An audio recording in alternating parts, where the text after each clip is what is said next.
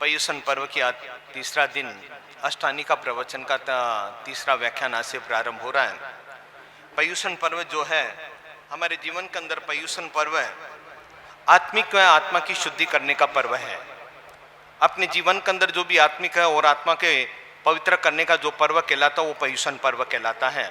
और पर्युषण पर्व के अंदर अपने जीवन के अंदर देखना चाहिए कि हमें अपने जीवन के अंदर किस तरह से पर्युषण, बिल्कुल शांत रहिएगा, चुपचाप आइए, चुपचाप बैठिएगा। और पोसाद्री सारे एक लाइन में इधर उधर बैठेंगे, सब साइड में आ जाओ पोसाद्री। फिर बीच में आते जाते आप लोगों को आड़ पड़ती है, आप लोगों को चिंता नहीं होती है।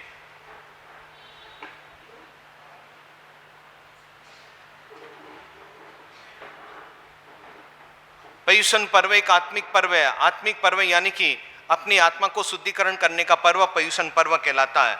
और पर्युषण पर्व पवित्रता निर्माण करने का पर्व, हमारे जीवन को पवित्र बनाने का अगर कोई भी साधन है तो पर्युषण पर्व है, जो हमारी आत्मा को निर्मल और पवित्र बनाता है और पवित्र बना करके आत्मा कल्याण के मार्ग के ऊपर आगे पहुंचाता है।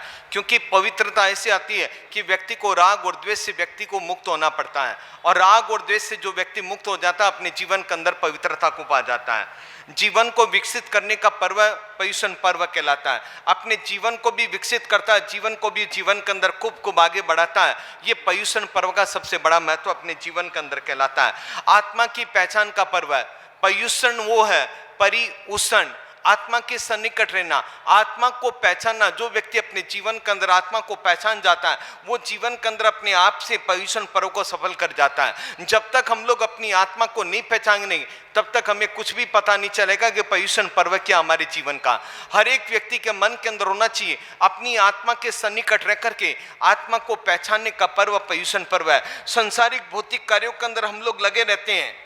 360 दिन के अंदर 360 के 360 दिन लगे रहते हैं। 8 दिन हम लोगों को मिलते हैं, यानी कि 352 दिन आप संसार में लगे रहते हो, लेकिन 8 दिन वो ऐसे होते हैं जो हमारी आत्मा के साथ में रहने का पर्व पर्युषण पर्व कहलाता है। आत्मा के सन्निकट रहिएगा तब आपको पता चलेगा कि मेरी आत्मा कैसी है, किस तरह से आत्मा आलोचना करते हुए मैं अपने जीवन को सार्थक बना डालूं।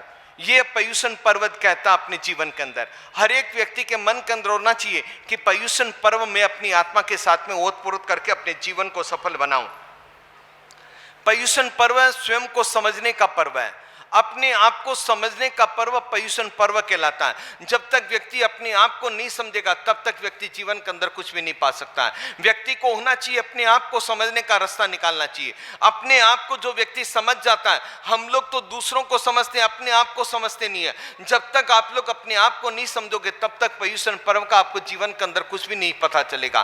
पर्व आते हैं, पर्व चला जाता है। पर्व बिल्कुल कैसे निकलता हम लोगों को स्वयं को पता नहीं चलता। पर्वों के दिनों के अंदर व्यक्ति को अलर्ट रहना चाहिए। पर्व के दिन बहुत छोटे कहलाते हैं, कब आते हैं कब पूरा हो जाएगा। अभी तो पर्युषण पर्व चालू हुआ, होते होते आज तीसरा दिन भी आ गया। पर्व के दिन बहुत छोटे होते हैं। व्यक्ति को यह समझना चाहिए इन पर्वों के दिवसों के अंदर मैं अलर्ट रह करके अपनी आत्मा के सन्निकट रहते हुए अपने आप को समझ करके मुझे क्या आराधना करनी, क्या साधना करनी, किस प्रकार से आराधना साधना करते हुए अपने जीवन को पावन सफल बनाना, ये पर्युषण पर्व सिखाता अपने आप में। हम लोग अपने जीवन को देखते नहीं है, और अपने जीवन को नहीं देखते तो हमें कुछ भी पता नहीं चलता कि अपने आप को कब समझेंगे। समझने का एक अवसर मिला पर्युषण पर्व है, और जो व्यक्ति अपने जीवन के अंदर समझ जाता है वो जीवन के अंदर सब कुछ पा जाता है। हमें दूसरों को जानने की जरूरत नहीं, अपने आप को जानो, अपने आप को पहचानो और अपने आप को समझोगे तब पता चलेगा पर्युषण पर्व हमें क्या क्या सिखाता है। और उसके साथ में महान साधना का पर्व अगर कोई कहलाता तो पर्युषण पर्व कहलाता है। महान साधना की जाती है। आत्मा के सन्निकट रहते हुए व्यक्ति के जीवन के अंदर होना चाहिए कि मैं आत्म साधना करने के लिए आगे बढ़ता जाऊं। कई जने व्यक्ति पहले से ही चालू हो जाते हैं, कोई मासकमन करता है, कोई पासकमन करता है, कोई 12 उपवास, 11 उपवास, 9 उपवास करता है। पर्युषण पर्व के अंदर ज्यादातर लोग साधना करने के लिए 28 तप भी करते हैं, और 28 तप करते हुए वो अपने जीवन को सफल बनाने की चेष्टा करते हैं। मान लो एग्जाम्पल के तौर पर आप मान लो आप जितने भी श्रावक बैठे हो, आज 14 का दिन है, लगभग सबके आज उपवास हो गए आप लोगों के, कोई दो राय नहीं है। आप उपवास करते हो और आज के दिन आपका उपवास है, और इधर से कोई मिठाई की दुकान के पास से गुजरते हो, आपको मिठाई की सुगंध आती है, तो आपका विचार क्या आता है? क्या विचार आता है? क्या विचार आता भैया? अरे कुछ तो बोलो आप, विचार क्या आता? मैंने आपसे पूछा है। उपवास के दिन आप मिठाई की दुकान के पास में से गुजरते हो, जब उसकी सुगंध आती है तो आपको कैसा लगता? मैंने ये पूछा आपसे। अरे कुछ तो बोलो भैया।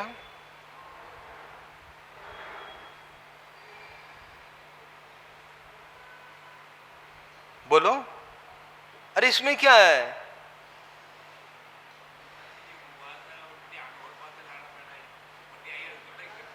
मैं ये नहीं पूछता हूं, आप उसकी दुकान से गुजरते हो, उसकी सुगंध आपको आती है तो आपके मन में विचार क्या आता है? मैंने तो ये पूछा है।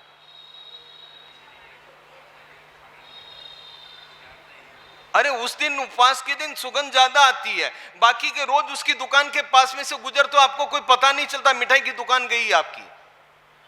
रोज उसकी दुकान से आप गुजर रहे हो, लेकिन आपको लगता ही नहीं कि मिठाई की दुकान। उपवास के दिन ही सुगंध आती है, बाकी के दिन आपको सुगंध नहीं आएगी। ये स्वाभाविक है आप लोगों का। लेकिन कम से कम मन में होना चाहिए, ये साधना के पर्व करने के दिन है। आत्म साधना करने का मान अवसर पर्युषण पर्व मिला है। चाहे जितनी भी सुगंध आ जाए, मन को दृढ़ कर लो। और पचखाण व्यक्ति ले लेता ना, तो पचखाण के बाद उसको कोई सुगंध आती ही नहीं है। पचखाण नहीं लेते हैं, बाद में ले लेंगे, बाद में ले लेंगे, परिणाम बाद में तो उपवास होता ही नहीं है, फिर पारना ही दिखता आप लोगों को। पर्युषण पर्व अंतर जागृति का पर्व है, अंतर जागृति का पर्व है। पर्युषण पर्व अपनी आत्मा को जागृत करने का पर्व है। इन दिनों के अंदर व्यक्ति को हर समय आत्मा के सन्निकट रहकर के अंतर जागृति से आत्मा को जगाना चाहिए। नहीं, सुबह जाना है, प्रतिक्रमण करना है, पूजा करनी है, पूजा के बाद में प्रवचन सुनना है, उसके बाद में चाहे आपने उपवास किया तो उपवास, एकासना किया तो एकासना करना है, व्यासना करना तो व्यासना करना है, फिर शाम को व्यासना या एकासना करके शाम को प्रतिक्रमण करने के लिए जाना है। अंतर जागृत यानी कि मुझे ये प्रवृत्तियां करनी है, क्योंकि पर्युषण पर्व में 17 प्रतिक्रमण होते हैं, 17 प्रतिक्रमण होते हैं, 8, 8, 16 और पारने के दिन सुबह प्रतिक्रमण, 17 प्रतिक्रमण पर्युषण पर्व के कहलाते हैं। हर एक व्यक्ति को अलर्ट रहना चाहिए कि कम से कम मैं अपने जीवन के अंदर 17 प्रतिक्रमण तो करूं। और हम लोग कितने करते हैं? कितने करते हैं?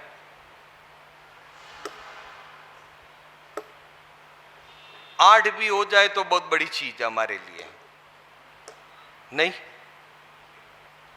यह कल्पसूत्र में आता है, व्यक्ति को 17 प्रतिक्रमण करने ही चाहिए कम से कम।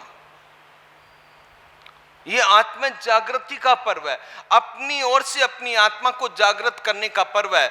इसलिए अपने जीवन के अंदर पर्युषण पर्व को सार्थक करना हो तो कम से कम अंतर जागृति को ला करके अपने जीवन के अंदर यह सब कुछ करना पड़ता है। और आज का बहुत अच्छा कर्तव्य, अच्छा यानी कि बहुत अच्छा कर्तव्य है। आज का कर्तव्य है पोषद उपवास। ये पोषदोपवासेन तिष्ठन्ति पर्वावसरे अंतिमिव राजर्षिर धन्यास्ते गृह्णो अपि ही। पर्व के दिनों में उपवास के साथ में व्यक्ति को पोषद करना चाहिए। जैसे अंतिम राजर्षि उदयन ने दीक्षा लेने के पहले उपवास के साथ में उसने पोषद किया था। पोषद क्यों करना चाहिए तो यहाँ पर बताया गया है, पोषदम धर्मस्य दते यदत भवेत पोषद व्रतम। जिससे धर्म की पुष्टि होती है उसके लिए जीवन के अंदर पोषद अवश्यमेव करना चाहिए।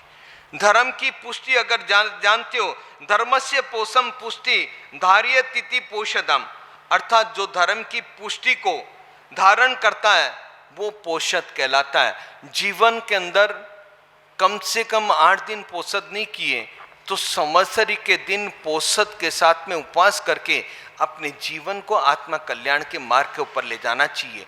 क्योंकि पोषद उपवास से अपने जीवन के अंदर धर्म की पुष्टि होती है, और पुष्टि के साथ साथ अपनी आत्मा के भी जीवन के अंदर सन्निकट रहने का पोषण कैसे होता है, किस प्रकार से होता है, और किस प्रकार से पोषण करते हुए आत्मा का कल्याण करते हैं, वो सारी की सारी आज की कहानी बताएगी आप लोगों को। इसलिए यहां पर बताया गया है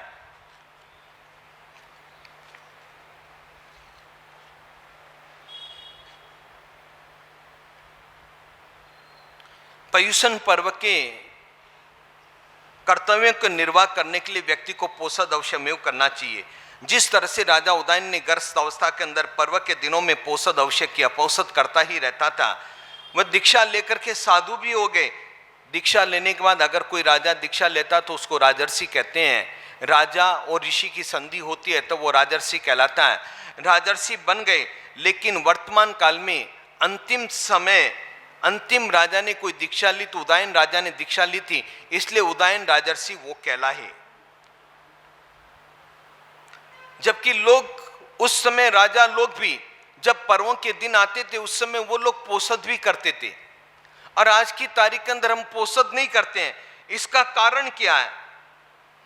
वस्तुतः हमारे पास समय है, लेकिन हमको पोषद से लगाव नहीं है। व्यक्ति को लगाव होता है तो व्यक्ति पहले से ही पोषद करने के लिए तैयार और तत्पर बना रहता है। मुझे मेरी आत्मा के अंदर धर्म की पुष्टि करनी है, और पुष्टि के साथ साथ हम लोगों को पोषित करना ही करना है। अब पोषाद्री 5 इतने बुजुर्ग बैठे हैं, इनको पूछो आपको पोषित करने की भावना है, धर्म के प्रति पोषद के प्रति कोई लगाव है, पूछोगे तो आपको जवाब मिल जाएंगे। काम कुछ नहीं है, बैठे रहेंगे लेकिन पोषद नहीं करना है, क्योंकि इसके प्रति लगाव भी जरूरी है मन के अंदर। और जब तक लगाव नहीं होता है तब तक व्यक्ति पोषद नहीं कर पाता है। इसलिए यहां पर कहा गया व्यक्ति को लगाव रखना चाहिए। उदयन राजा ग्रस्त अवस्था में किस प्रकार से पोषद किया, और पोषद लेने के बाद, पोषद करने के बाद मन के अंदर क्या क्या भावना भाता है, और उसके बाद दीक्षा लेने के बाद किस तरह से वो साधु वृत्ति का पालन इत्यादि करता है, सारा का सारा वृत्तांत इसी यहां पर बताया गया। सिंधु सोवीर नाम का एक देश था। 25 आर्य देश होते हैं, आर्य भूमि 25.5 कहलाती है। उसमें सिंधु सोवीर नाम का एक देश था। देश के अंदर वीतवय पतन नाम का एक नगर था। नगर के अंदर एक वहां का राजा समृद्धशाली उदयन था, उसकी पत्नी पद्मावती थी, और उसके एक लड़का था अभिची, और उसका एक भांजा था, उसका नाम था कैसी। यहां पर 4 जनों का ही वर्णन दिया गया है। परिवार बहुत बड़ा होगा, राजा महाराजा थे तो परिवार निश्चित तौर पर उसका बड़ा ही होगा, छोटा परिवार तो रहने का सवाल नहीं है। लेकिन इस कथा के अंदर 4 जनों का ही पात्र का नाम दिया गया है। चारों के चारों उस राजा के परिवार के नाम बताए हैं। और इधर से चंपा नगरी के अंदर कुमार नंदी नाम का एक सोनी रहता था, सुनार रहता था। चंपा नगरी भी एक अलग नगर था, वहां का कुमार नंदी नाम का एक सुनार वहां पर रहता था। बहुत धनवान था, बहुत धनाढ़िया था, पैसे की कोई उसके ऊपर कोई कमी नहीं थी। अब व्यक्ति के पास पैसा आता है, सदुपयोग करना या दुरुपयोग करना वो व्यक्ति के ऊपर डिपेंड करता है। उसका कैसे सदुपयोग करना, किस प्रकार से दुरुपयोग करना, वो सारा का सारा वो व्यक्ति सोचता है। व्यक्ति अगर धर्मात्मा होता है तो सदाचारी होकर के अपने जीवन के अंदर आत्मा कल्याण करने के लिए आगे बढ़ता है। अगर व्यक्ति दुराचारी होता है, पापात्मा होता है, तो पाप कर्म के अंदर भी उसका पैसे का खर्च होता है। इस तरह से व्यक्ति अपने सदाचारी हो तो बुरे कार्य करने से वह बच सकता है, और जिसके अंदर धर्म की भावना ही नहीं होती है, इस लोक और परलोक के अंदर अपनी दुर्दशा देखना चाहता है, वो सारा का सारा वृत्तांत यहां पर बताया गया। कुमार नंदी इतना धनाढ़िया था, लेकिन वो व्यक्ति स्त्री लंपट था।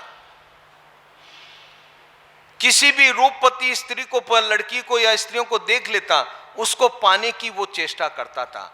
चाहे जितना भी पैसा खर्चा हो जाए, पैसा देकर के उसको मैं किस तरह से पाऊं, उसकी वही चेष्टा रहती थी। और ऐसे करते करते उसने 500 अति रूप सुंदरी लड़कियों को अपना बना करके रखा, अपनी पत्नी बना करके रखा था। एक दो नहीं, 500 लड़कियों को उसने अपने जीवन के अंदर पत्नियां बना करके रखा था, क्योंकि उसकी तो एक ही इच्छा थी, कोई भी खूबसूरत लड़की दिखी हो, चाहे जितना भी धन खर्चा हो, उसको लेकर के आ जाओ बस। जो व्यक्ति कामी होता ना, वो जीवन के अंदर शंकाशील भी होता है। उसकी तो एक ही दृष्टि है, अगर किसी की मेरी पत्नी के ऊपर नजर पड़ गई, कोई दूसरा कोई उसको उठा के ले गया, तो वो शंकाशील था। ये शंका का निवारण करने के लिए उसने एक रास्ता भी खोज निकाला।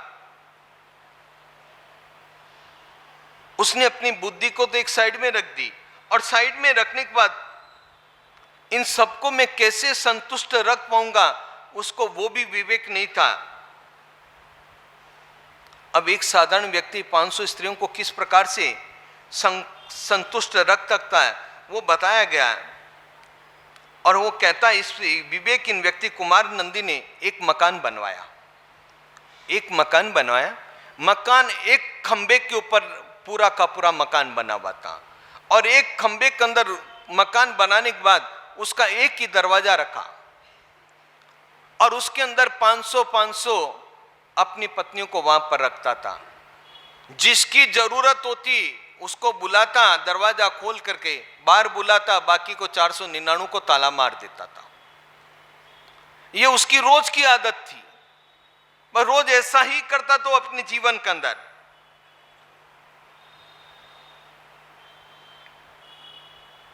और कुमार नंदी का एक मित्र था, मित्र का नाम था, वो जैन कल्याण मित्र था, उसका नाम था नागिल था।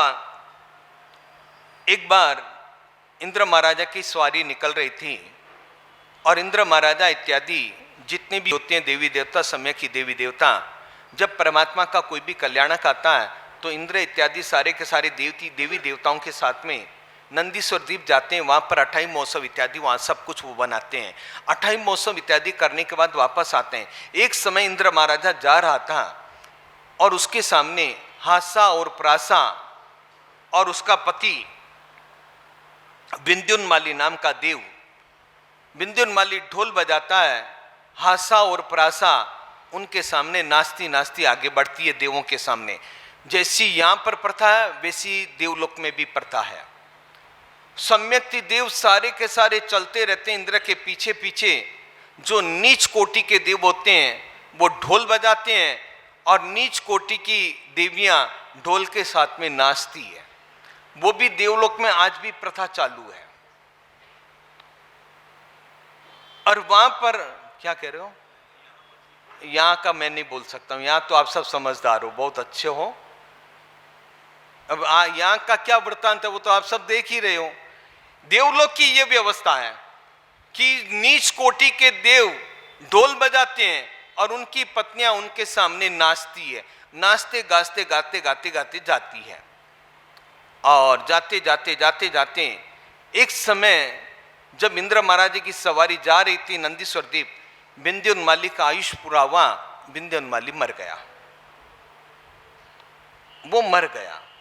अब हासा और प्रासा पति विहीन हो गई।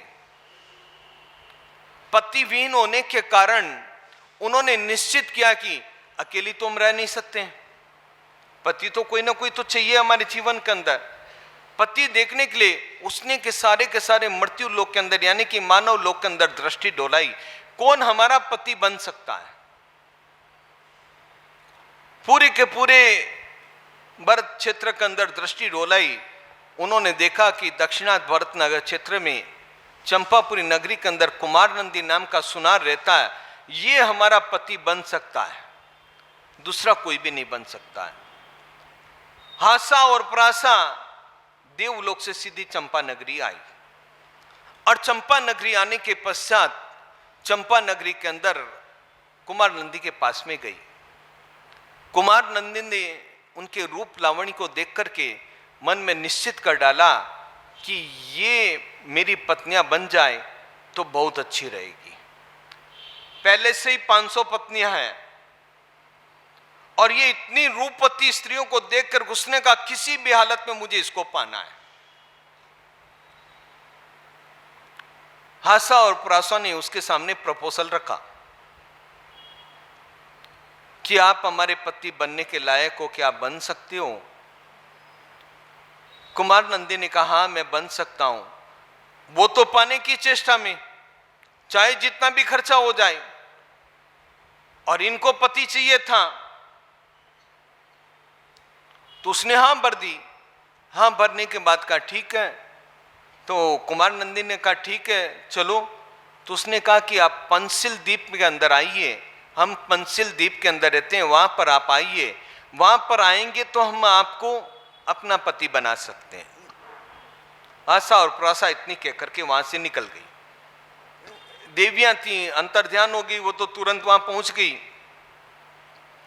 अब इसके मन के अंदर एक ही भावना, मुझे तो किसी भी तरह से हासा और प्रासा को पाना है, और जब तक हासा प्रासा नहीं मिलेगी तब तक मेरे जीवन के अंदर शांति नहीं है। अब 500 पत्नियां पहले से एक से बढ़कर एक वहां पर विराजमान है, और अब वो कहता कि हासा और प्रासा को पाना है। कैसी हालत होगी। कामंद व्यक्ति, स्त्री लंपट व्यक्ति की यही दशा होती है। उसके मन में न कोई चैन है, न कोई खाने का चैन, न कोई पीने का चैन, न कोई सोने का चैन। रात को नींद भी उसको अच्छी तरह से नहीं आती है। यह हालत उसकी बन चुकी थी। किसी भी तरह से मैं हासा और प्रासा को पा करके रहूं। उसने कहा कि पंचशील द्वीप जाना तो अब क्या करना है। पंचशील द्वीप जाने के लिए उसने ढिंडोरा पिटवाया, पूरे के पूरे नगर के अंदर ढिंडोरा पिटवाया, और पिटवा करके कहते हैं जो कोई भी मुझे पंचशील द्वीप ले जाकर छोड़ेगा उसको 1 करोड़ स्वर्ण मुद्रा दी जाएगी। अब पंचशील द्वीप के लिए कोई तैयार भी नहीं हुआ।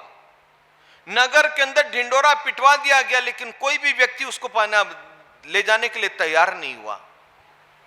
विचार में पड़ गया, कोई तैयार नहीं है। एक बूढ़ा नाविक था।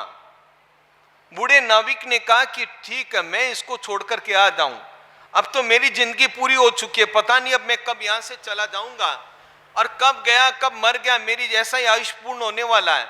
चलो 1 करोड़ स्वर्ण मुद्राएं मिल रही है तो कम से कम मेरे परिवार के बाल बच्चे तो सुखी हो जाएंगे। 1 करोड़ मिल रहा है, 1 करोड़ स्वर्ण मुद्रा।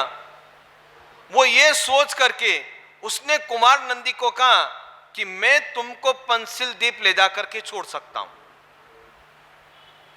1 करोड़ स्वर्ण मुद्राएं उसको दे दी गई। उसके बच्चों ने उसके अपने घर में ले जाकर के 1 करोड़ स्वर्ण मुद्रा दे दी।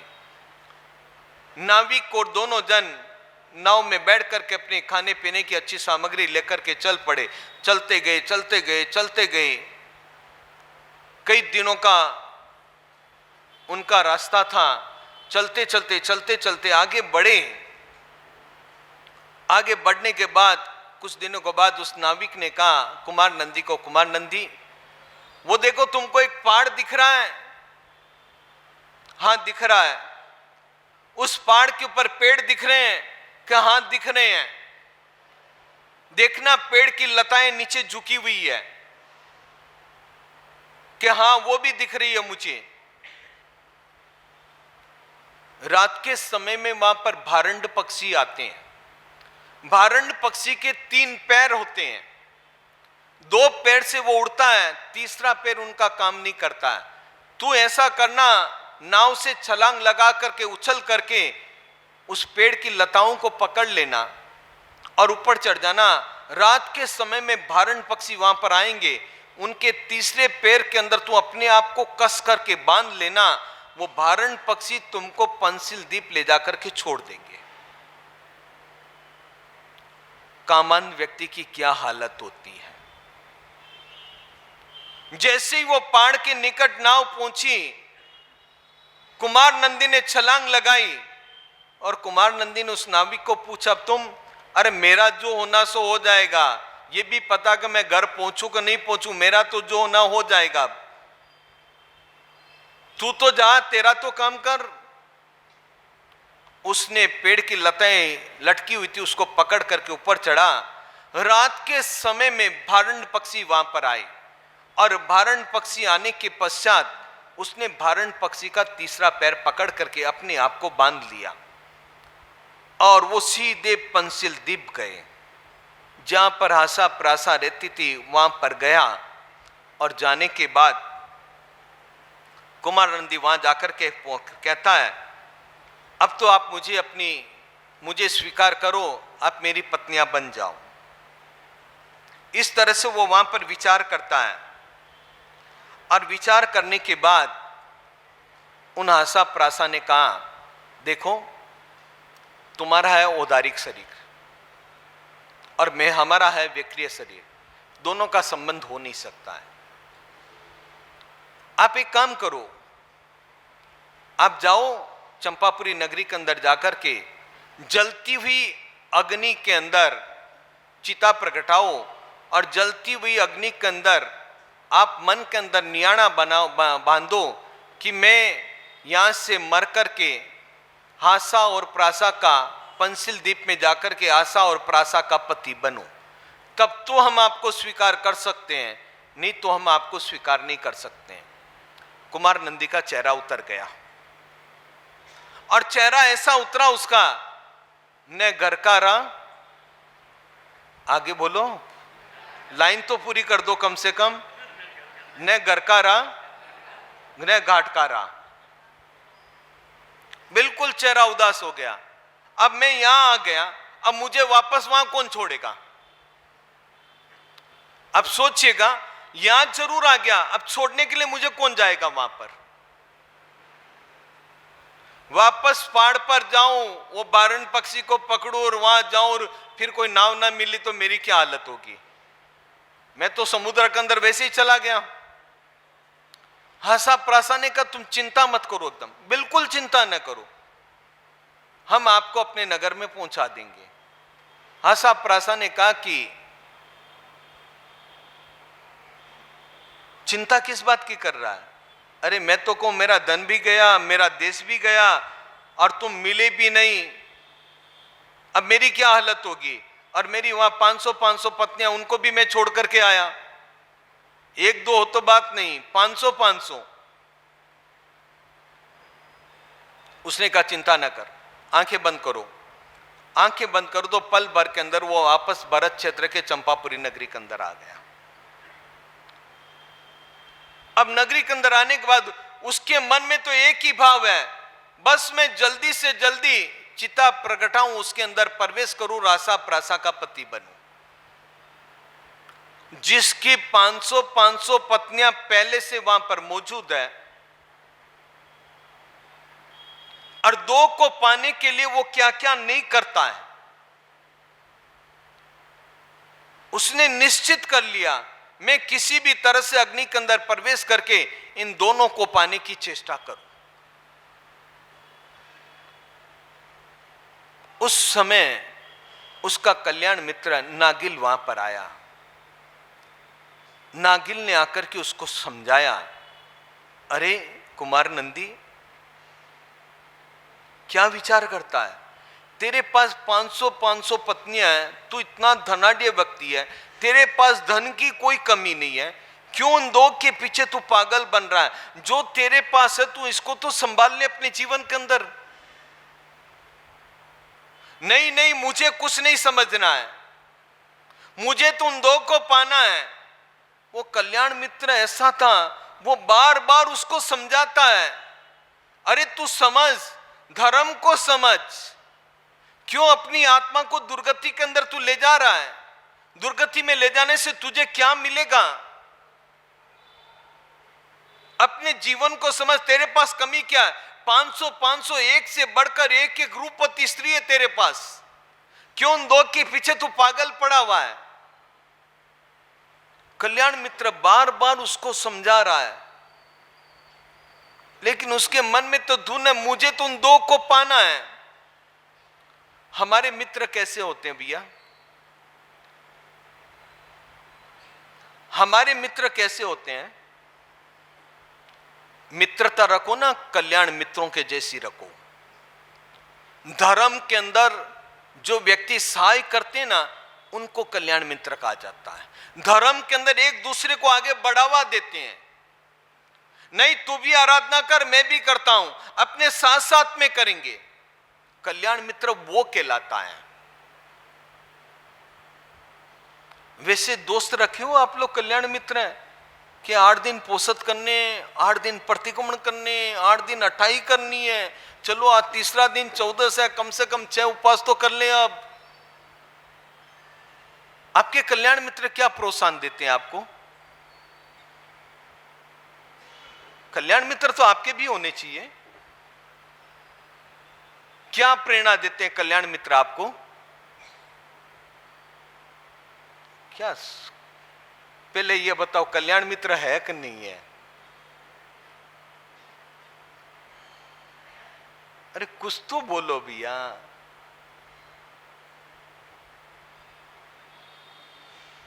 एक कहावत है, हम यार है किसके, हम यार है किसके, खाए पिए किसके।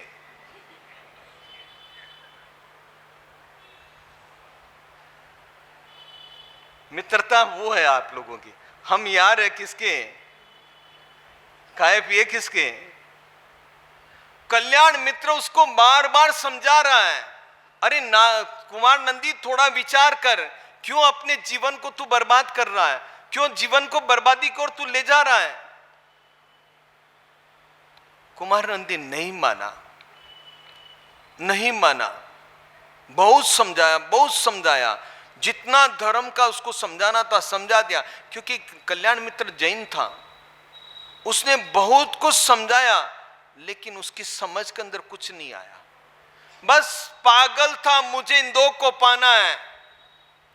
वो बार बार कहता 500 तेरे पास है, 2 के पीछे क्यों पड़ा है, बस मुझे उनको पाना है। कल्याण मित्र कहता तू तो मर गया तो 500 को कौन संभालेगा? सीधी सी बात है। लेकिन उसके दिमाग में भी बात नहीं आती है। उसने चिता प्रगटाई, चिता प्रगटाई, प्रगटाने के बाद मन के अंदर नियाणा, चिता के अंदर कूद करके नियाणा बांधता है, मैं यहां से मर करके पंचशील द्वीप के अंदर जाकर के हासा और प्रासा का पति बनूं। जंप लगा दी और नियाणा बांधा, मर करके सीधा पंचशील द्वीप के अंदर हासा और प्रासा का पति बना। तब नागिल श्रावक मन के अंदर विचार करता है,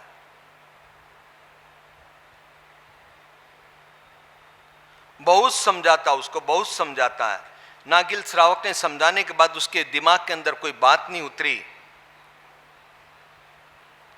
अपने मित्र की इस दुर्गति को देख करके नागिल श्रावक को संसार से विरक्ति हो गई कि मेरा एक मित्र इस तरह से प्रत्यक्ष को छोड़ करके परोक्ष को पाने के लिए अपनी जिंदगी को बर्बाद कर डाला। उसके मन के अंदर संसार के प्रति विरक्ति पैदा हो गई और विरक्त होने के बाद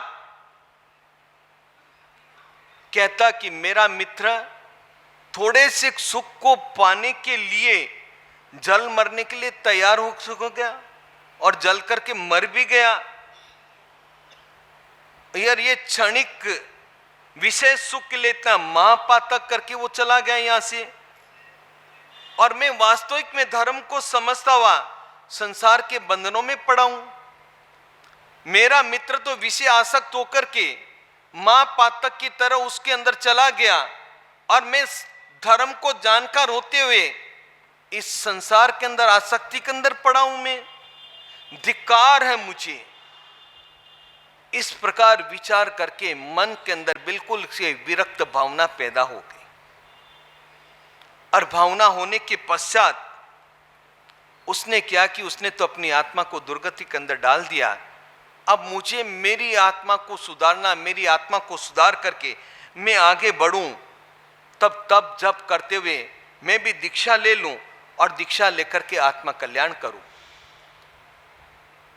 उस कल्याण मित्र नागिल ने संसार से विरक्ति पाकर के दीक्षा ली और दीक्षा लेकर के तप जप इत्यादि करने लग गया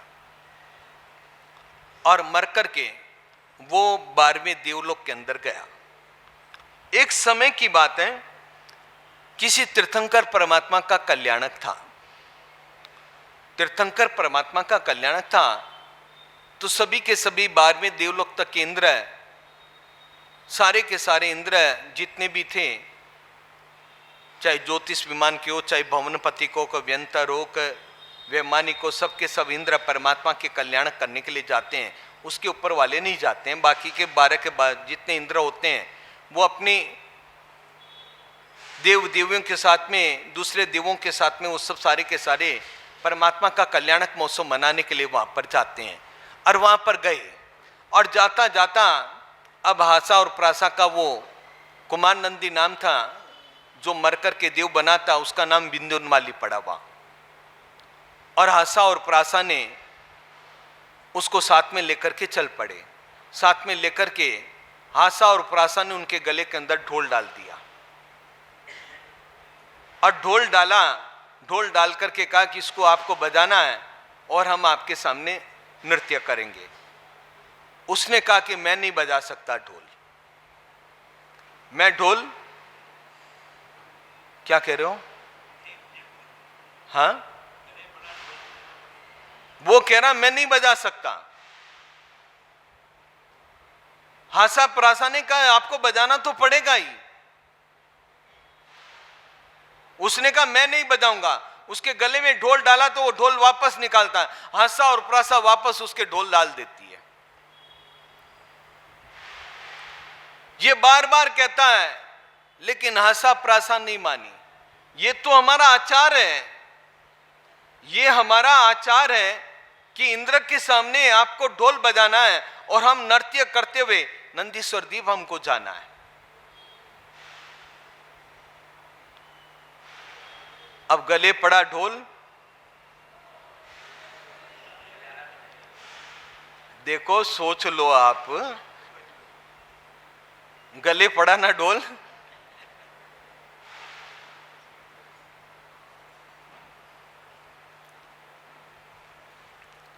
और ढोल बजाने के लिए वो बार बार डालता। अब विंध्योन्माली ढोल बजाता है और हासा और प्रासा नाचती है। देवलोक के अंदर ये व्यवस्था है कि समकित देवों के सामने नीच कोटि के मिथ्यात्वी देव होते हैं, वो परमात्मा के देवों के इंद्रों के सामने ढोल बजाते हैं और देवियां नाचती है। पहले हमारे यहाँ पर भी एक प्रथा थी, ढोल हल्की जाति के लोग बजाते थे और उनके साथ में आने वाली वो नाचती थी। और आजकल सब उल्टा हो गया है। आजकल सब उल्टा हो गया है। और ढोल वो बजाते हैं, हमारे भाई लोग भी नाचते तो बहनें भी नाचने में कम नहीं है। जबकि यहां पर स्पष्ट उल्लेख है कि देवलोक के अंदर नीच कोटि के, हल्की कोटि के देवियां नाचती है। और हम किस कोटि की देवियां हैं? बोलिएगा, हम किस कोटि? ये मेरी बात नहीं है, ये आपके यहीं की छपी हुई आत्मानंद जैन सभा, क्या एड्रेस है इसका, उसमें लिखा हुआ। नहीं, वल्लभ श्री महाराज की बनाई हुई पुस्तक है ये। नहीं, उसके ऊपर लिखा हुआ पीछे कहीं एड्रेस। अभी ये गुरुकुल में उपलब्ध है। ये पुस्तक गुरुकुल में मिलती है और इसका रीप्रिंट रत्नाकर सूरी महाराज ने करवाया है।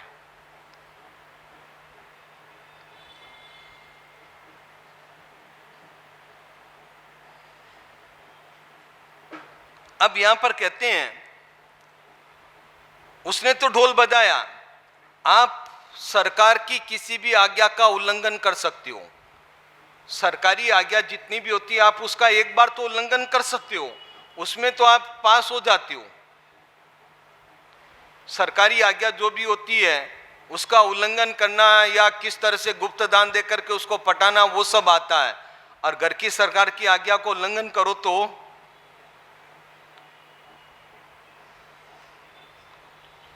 बोलो ना आप। अरे कितना भी बड़ा पहलवान अक्कड़बाज आदमी भी होगा ना, वो भी घर की आज्ञा का उल्लंघन। अरे सुर में सुर तो पूरा दो भैया। सुर पुराने में भी नहीं आपका? भुक्तभोगी हो ना, इसलिए। हाँ, अच्छा, सबके यहीं बैठे इसलिए बोल भी नहीं पाते हैं बेचारे। महाराज जी कह रहे हैं सब यहीं बैठे हुए हैं, बोलने में भी तकलीफ हो जाएगी कहीं।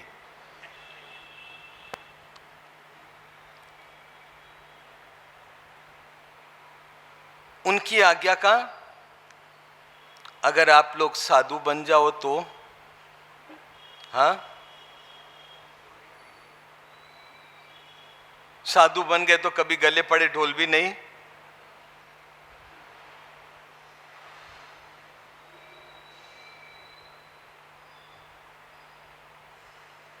अब विंध्योन्माली ढोल बजाता जा रहा है और आशा प्रासा नाच रही है।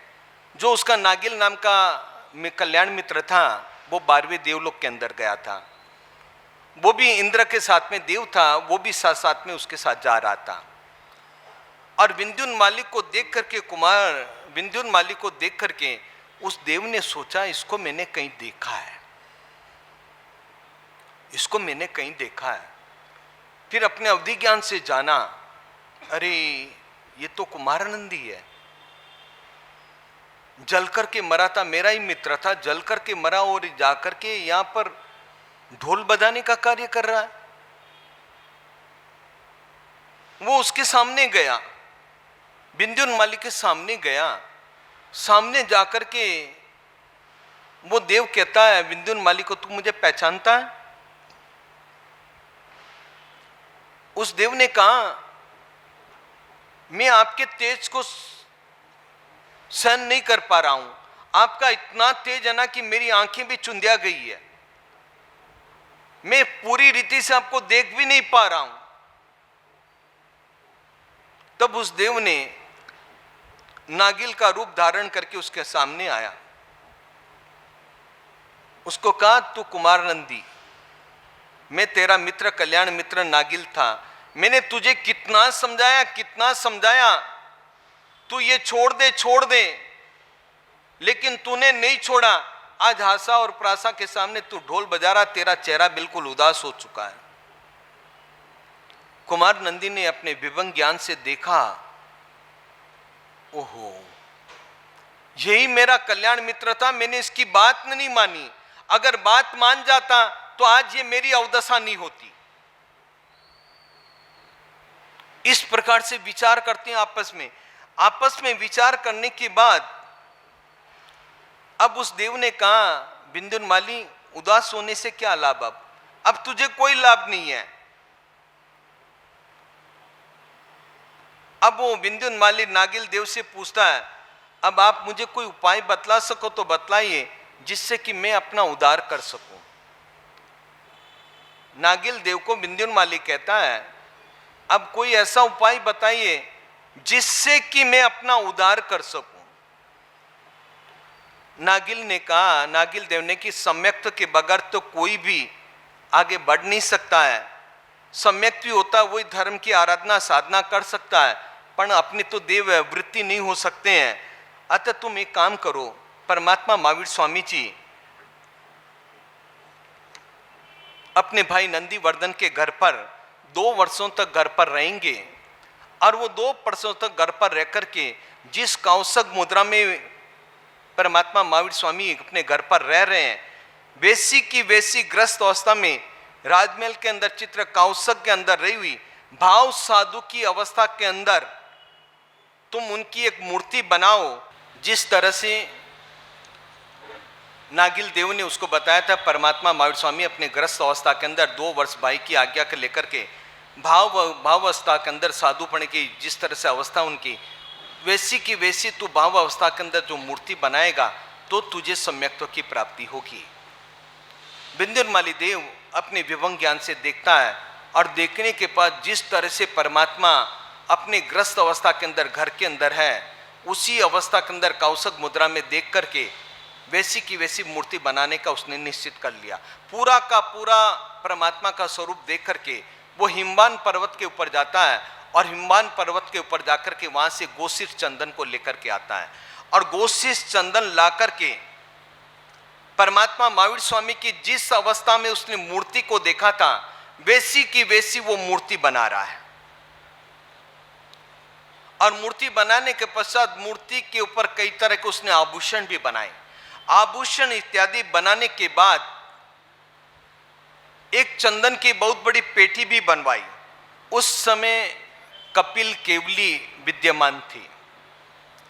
ठीक है, परमात्मा महावीर स्वामी पार्श्वनाथ भगवान के कपिल केवली थे। जब तक तीर्थंकर परमात्मा को केवल ज्ञान केवल दर्शन की प्राप्ति नहीं होती है, तब तक पूर्व में जिस तीर्थंकर परमात्मा का शासन होता है उसका ही चलता है। पार्श्वनाथ भगवान के कपिल केवली थे।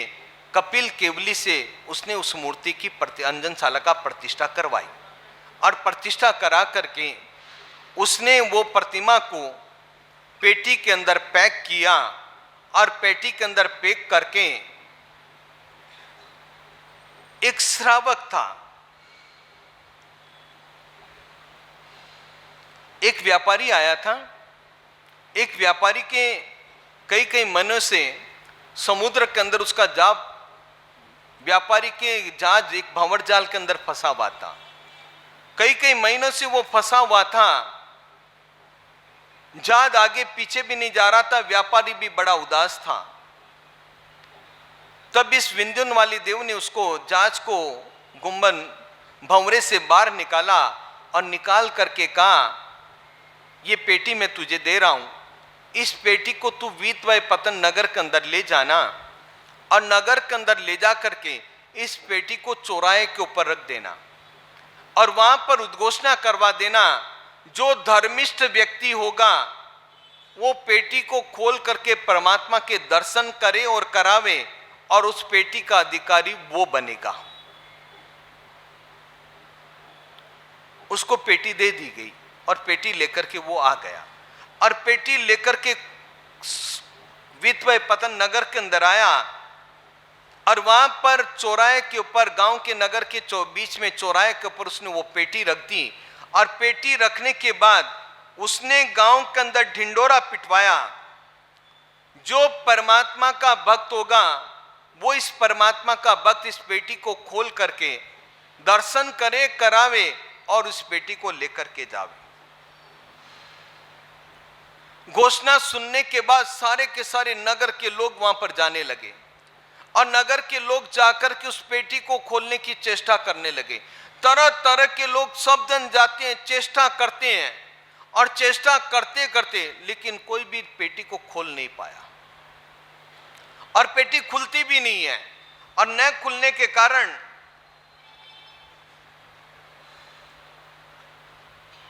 सारे के सारे नगर के अंदर चर्चा फैल गई। नगर के वासी लोग सारे के सारे उस पेटी को खोलने के लिए सब जन अपना अपना अपना अपना प्रयास करने लगे। खूब प्रयास करते हैं लेकिन पेटी नहीं खुलती है और पेटी न खुलने के कारण दोपहर का समय हो गया। महारानी ने दासी को भेजा, जाओ महाराज को कहो कि भोजन तैयार है, आइएगा, भोजन कीजिएगा। दासी गई महाराजा के पास, महाराजा भोजन तैयार है, आप आइए, खाना खा लीजिए, अभी मुझे भूख नहीं है, थोड़ी देर बाद आऊंगा।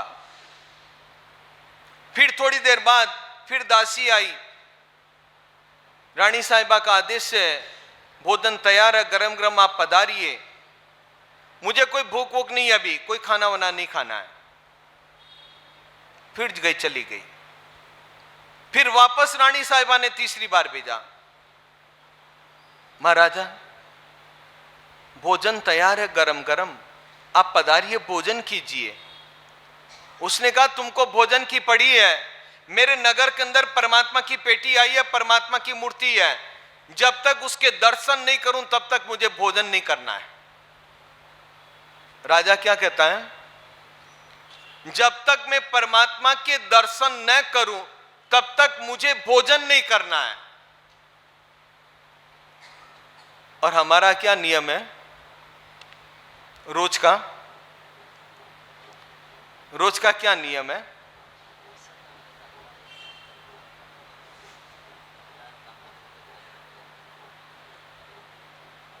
पहला पेट पूजा पची देव पूजा।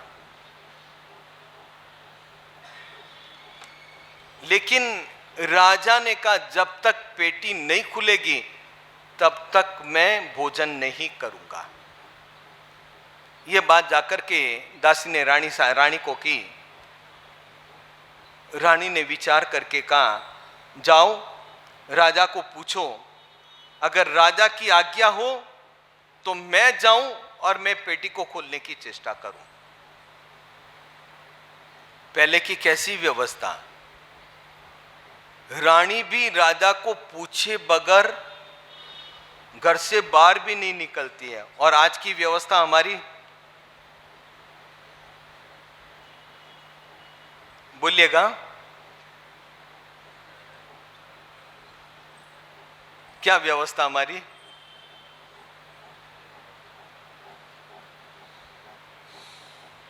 राजा ने जाकर के रानी दासी ने जाकर के राजा को समाचार दिए। राजा ने जैसे ही समाचार सुने, राजा ने सोच लिया कि रानी भी धर्मात्मा है। राजा ने आज्ञा दी, जाओ रानी साहिबा को जाकर के पेटी खोले। सारा का सारा राजमहल से जितने भी लोग थे सब वहां पर चले गए। रानी ने अपने घर से कुसुमांजलि इत्यादि तैयार की और तैयार करके वहां पर जाती है। परमात्मा के वहां पर जाकर के सबसे पहले पेटी को 3 प्रदक्षिणा देती है और प्रदक्षिणा देने के बाद अपने हाथों में कुसुमांजलि लेती हुई वहां पर कहती है, प्रातिहार्य अष्ट कोपित प्रास्तर रागादि दूषण देयान में दर्शनम देवादि देवो हरस त्रिकाल वित्त। माँ कहते हैं, हे देवादिदेव प्रभु, हे अरद देव, 3 काल को आप जानने वाले, अशोक वृक्ष आदि 8 प्रतिहारियों से रहित भगवान, आप राग देश को जीतने वाले वितराग देव, आप मुझे दर्शन दीजिए। इस तरह से वो बोलती है और कुसुमांजलि को पेटी के ऊपर डालती है। जैसे ही पेटी के ऊपर डाला, पेटी का दरवाजा खुल गया और परमात्मा के दर्शन करके सभी जन भाव विभोर बन गए। और दर्शन करके इतने भाव विभोर प्रतिमा को देख करके, अब प्रतिमा का अधिकारी कौन? रानी साहिबा।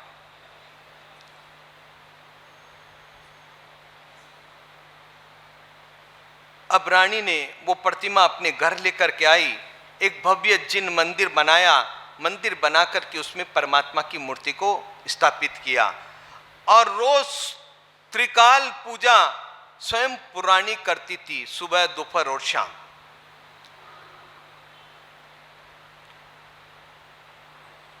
एक समय की बात है, एक दिन रानी प्रभु की द्रव्य पूजा इत्यादि कर रही थी, फिर भाव पूजा शुरू की। राजा उदयन भी साथ में ही था और उदयन साथ में था तो रानी भाव पूजा के अंदर आई। जब वो स्तोमन बोलने लगी भाव पूजा के अंदर, और उदयन राजा वीणा बजा रहा था। उदयन राजा इसलिए वीणा बजा रहा था, रानी के आग्रह से वो वीणा बजा रहा था। और वो रानी नाचती है परमात्मा के सामने नाचती है और वो वीणा बजा रहा है। रानी इतना नाचती है, इतना भाव विभोर होकर के परमात्मा के साथ में एक मेक होकर के नाचती है और वीणा बजती जा रही है। और वीणा बजते बजते उदयन राजा को रानी का सिर दिखा नहीं।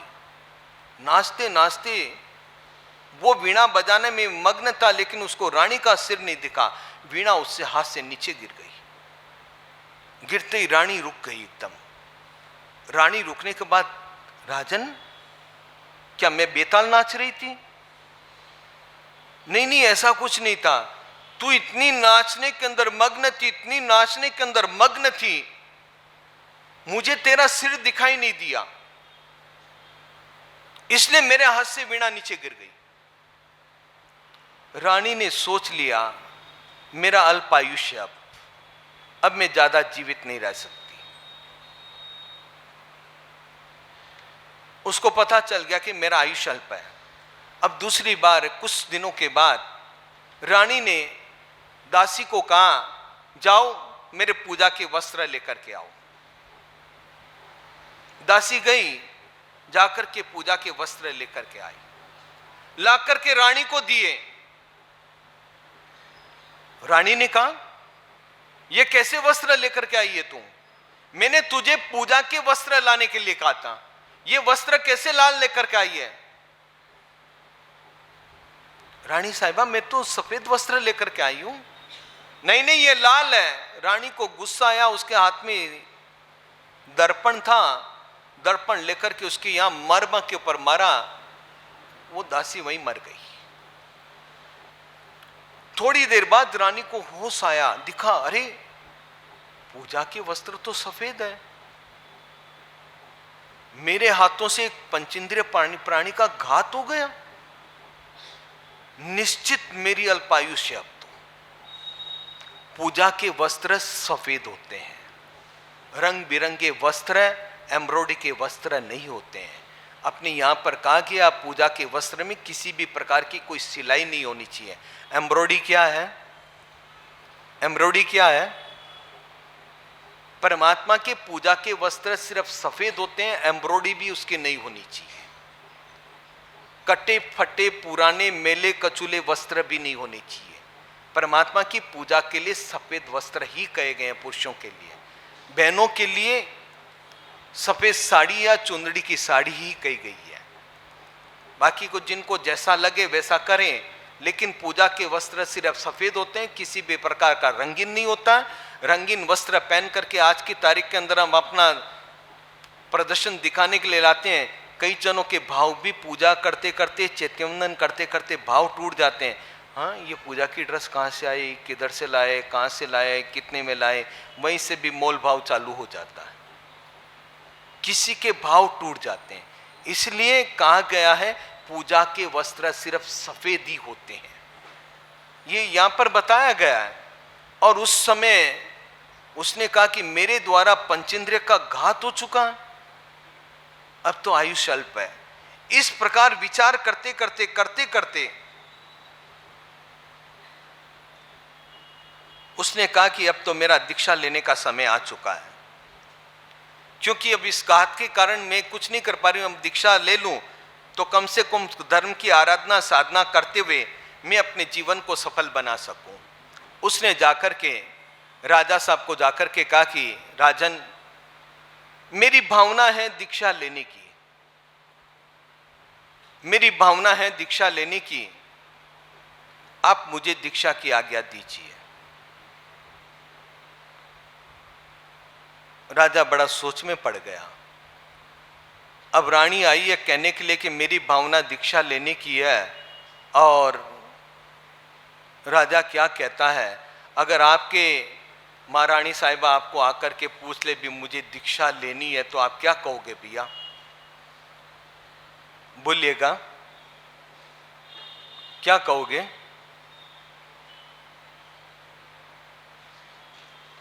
पहले तो कहने वाले भी नहीं है, और कह भी दे तो फिर आज्ञा मिलने वाली। आप दोगे कि नहीं दोगे? अभी मोह छूटा नहीं है आपका।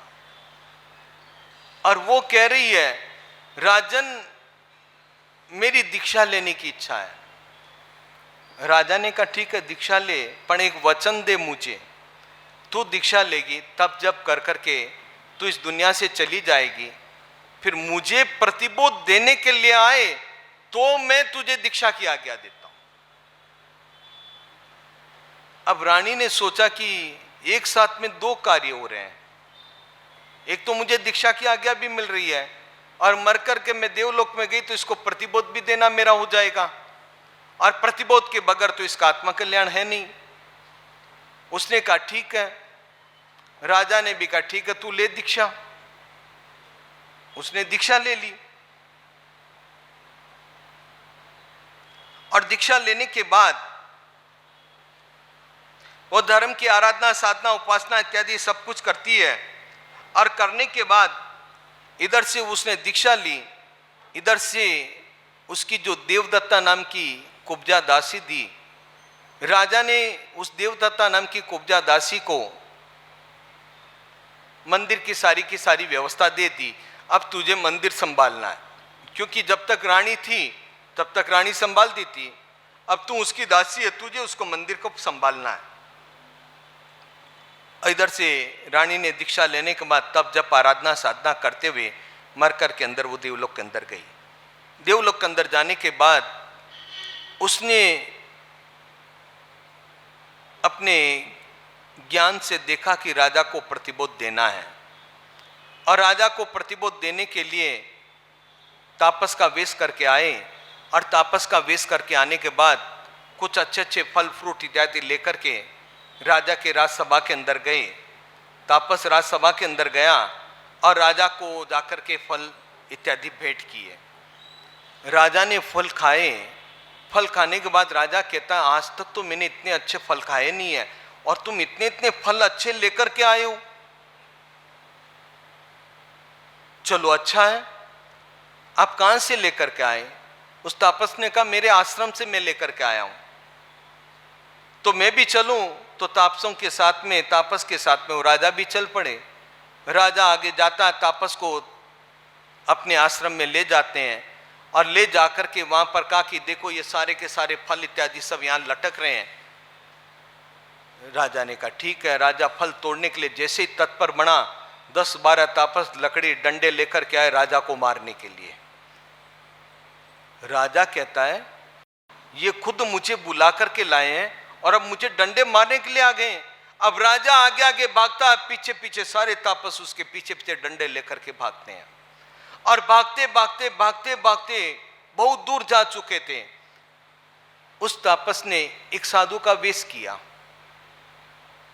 वहां जाकर के उसने साधु की शरण राजा ने स्वीकार कर डाली कि कहां वो तापस इतने क्रोधित और ये शांत दान मुनि एकदम बिल्कुल शांति से बैठे हैं, अब तो मुझे इनकी शरण स्वीकार करनी है।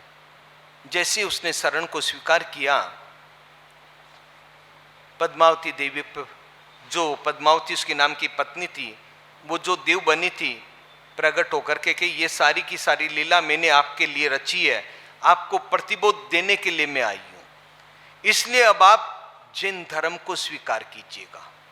तब से वो उदयन ने जिन धर्म को स्वीकार किया, और स्वीकार करने के बाद वो अपने नगर के अंदर वापस, देवी उसको नगर के अंदर ला करके छोड़ करके जाती है। और नगर के अंदर आने के पश्चात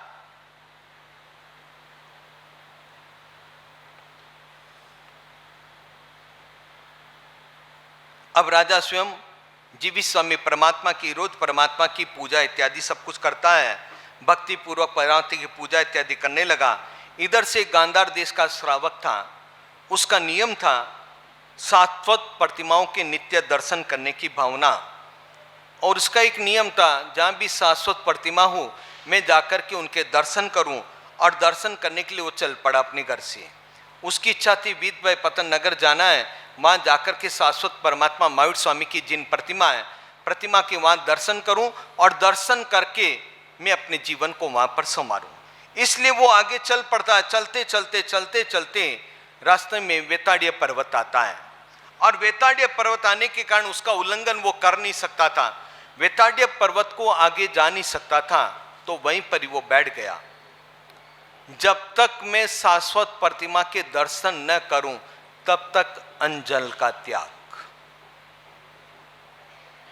उसने नियम ही ले लिया, मुझे परमात्मा के शाश्वत दर्शन करने हैं, और शाश्वत प्रतिमा विद्वय पतन नगर के अंदर है।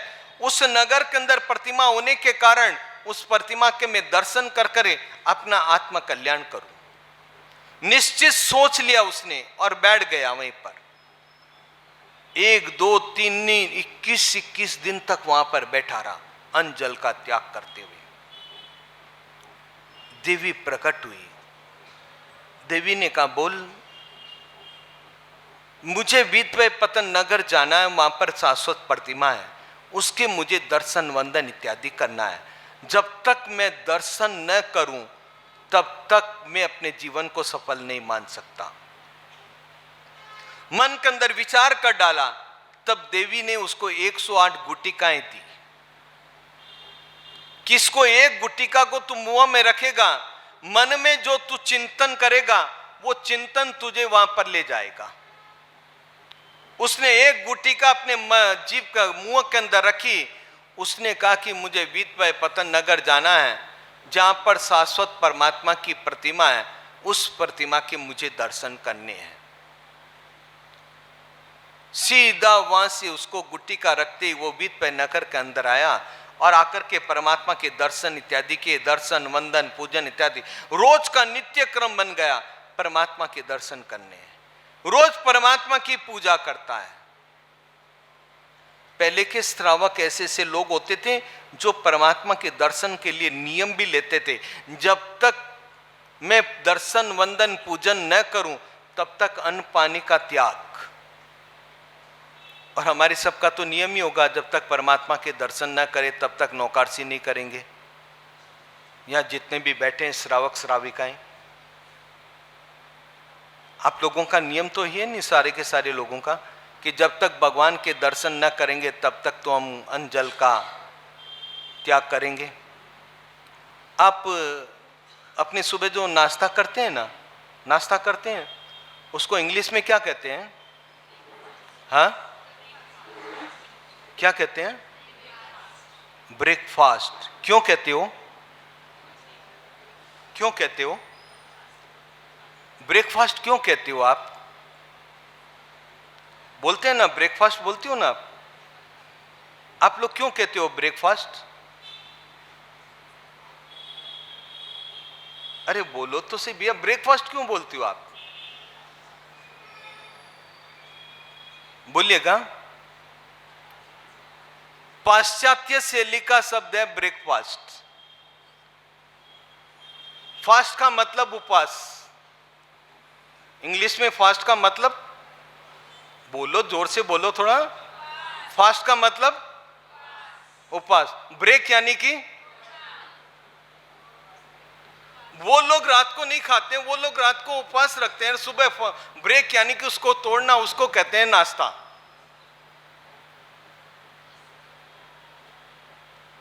समझ में आया ना?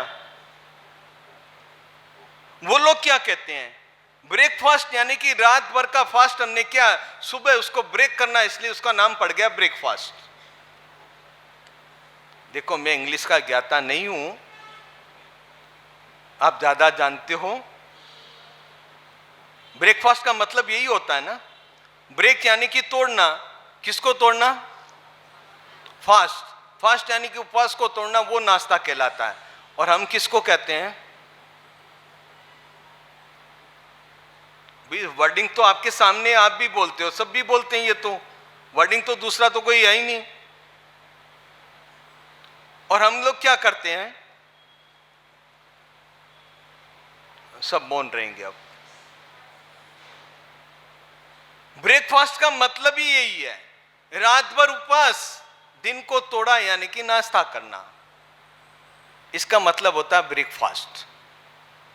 और उसने कहा कि जब तक मैं दर्शन न करूं, पहले के श्रावकों में परमात्मा के दर्शन न करूं तब तक अंजल वो नहीं लेते थे। नित्य का नियम होता लोगों का, रोज मंदिर के दर्शन करो, उसके बाद नौकारसी करने का होता है। और आपके नियम तो आपको सबको पता ही है क्या, अब आप स्वयं जानकार आदमी हो। और उस समय उदयन महाराजा अपने घर पर आते हैं, घर पर आने के बाद सारी की सारी व्यवस्था मंदिर की संभालते हैं, और इधर से वो श्रावक भी परमात्मा की रोज पूजा इत्यादि करता है।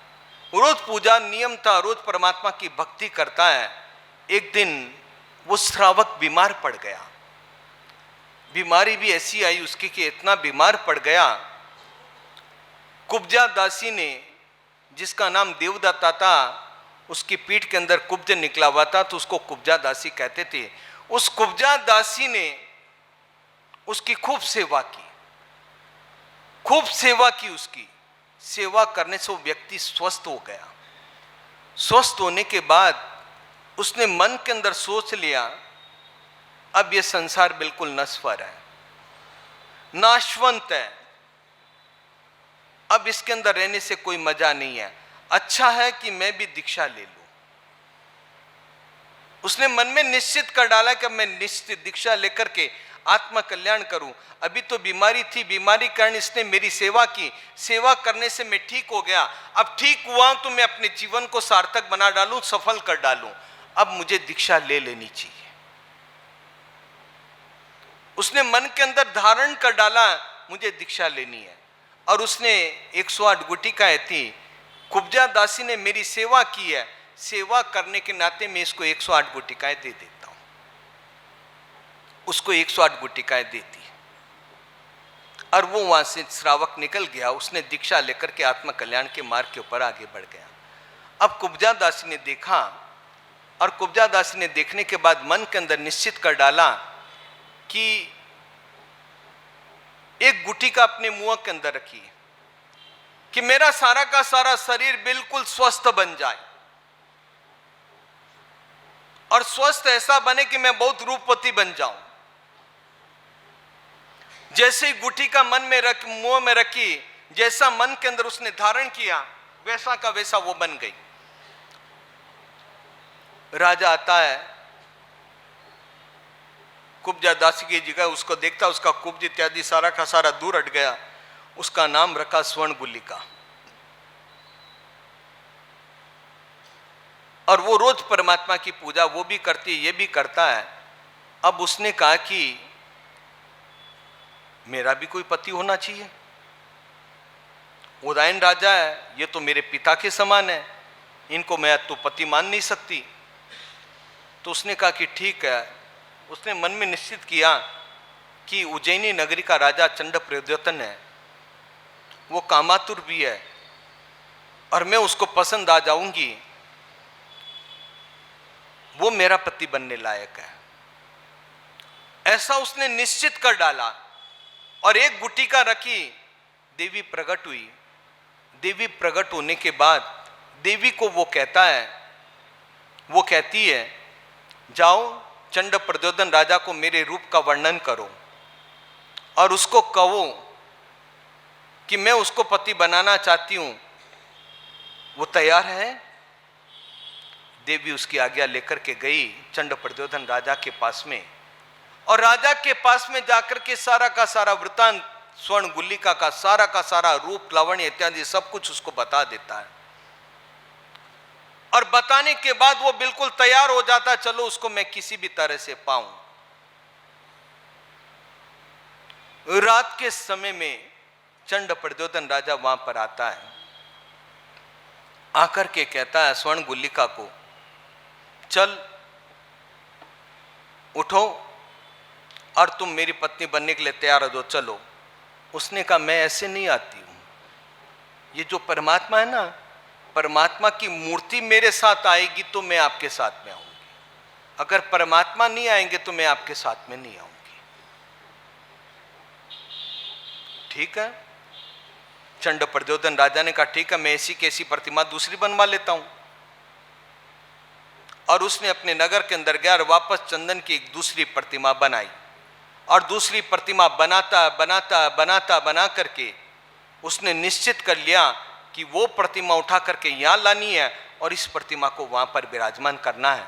चंड प्रद्योतन राजा वहां पर आता है, उस मूर्ति को लेकर के आता है। अनिल वेग नाम के हाथी के ऊपर बैठ करके वो राजा आता है, और उस नगर के अंदर आता है जहां पर वो स्वर्ण गुलिका नाम की दासी थी, वहां पर आता है।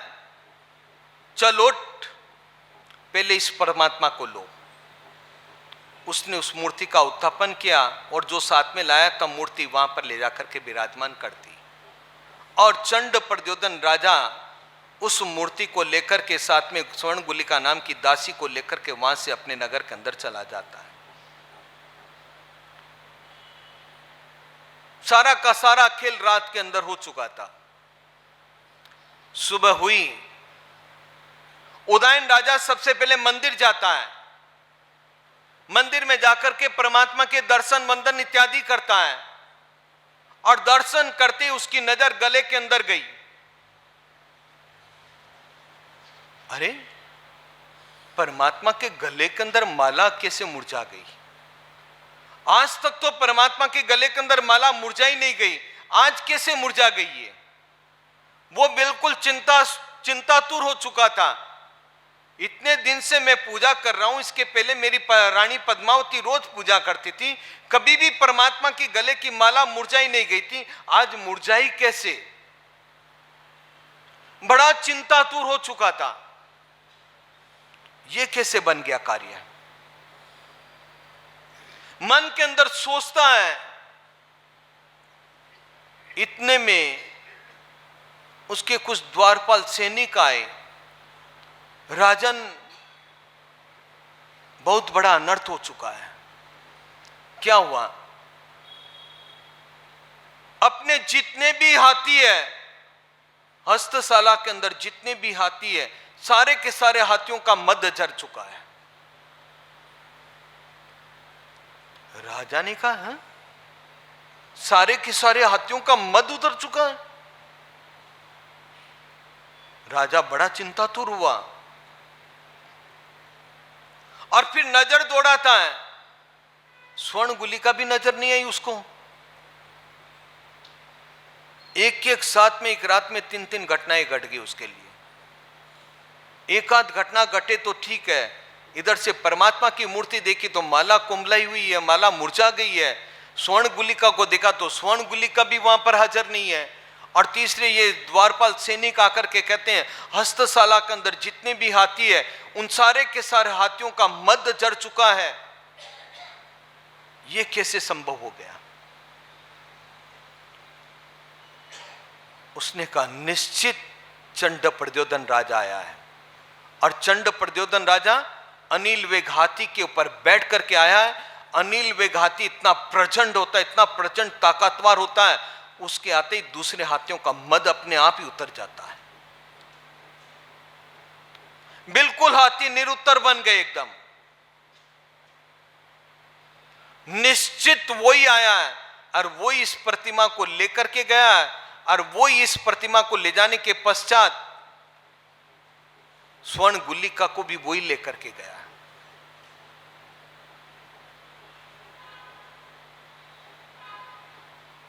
क्या करना चाहिए अब? मन के अंदर बड़ा चिंतातुर हुआ, बड़ा चिंतातुर हुआ।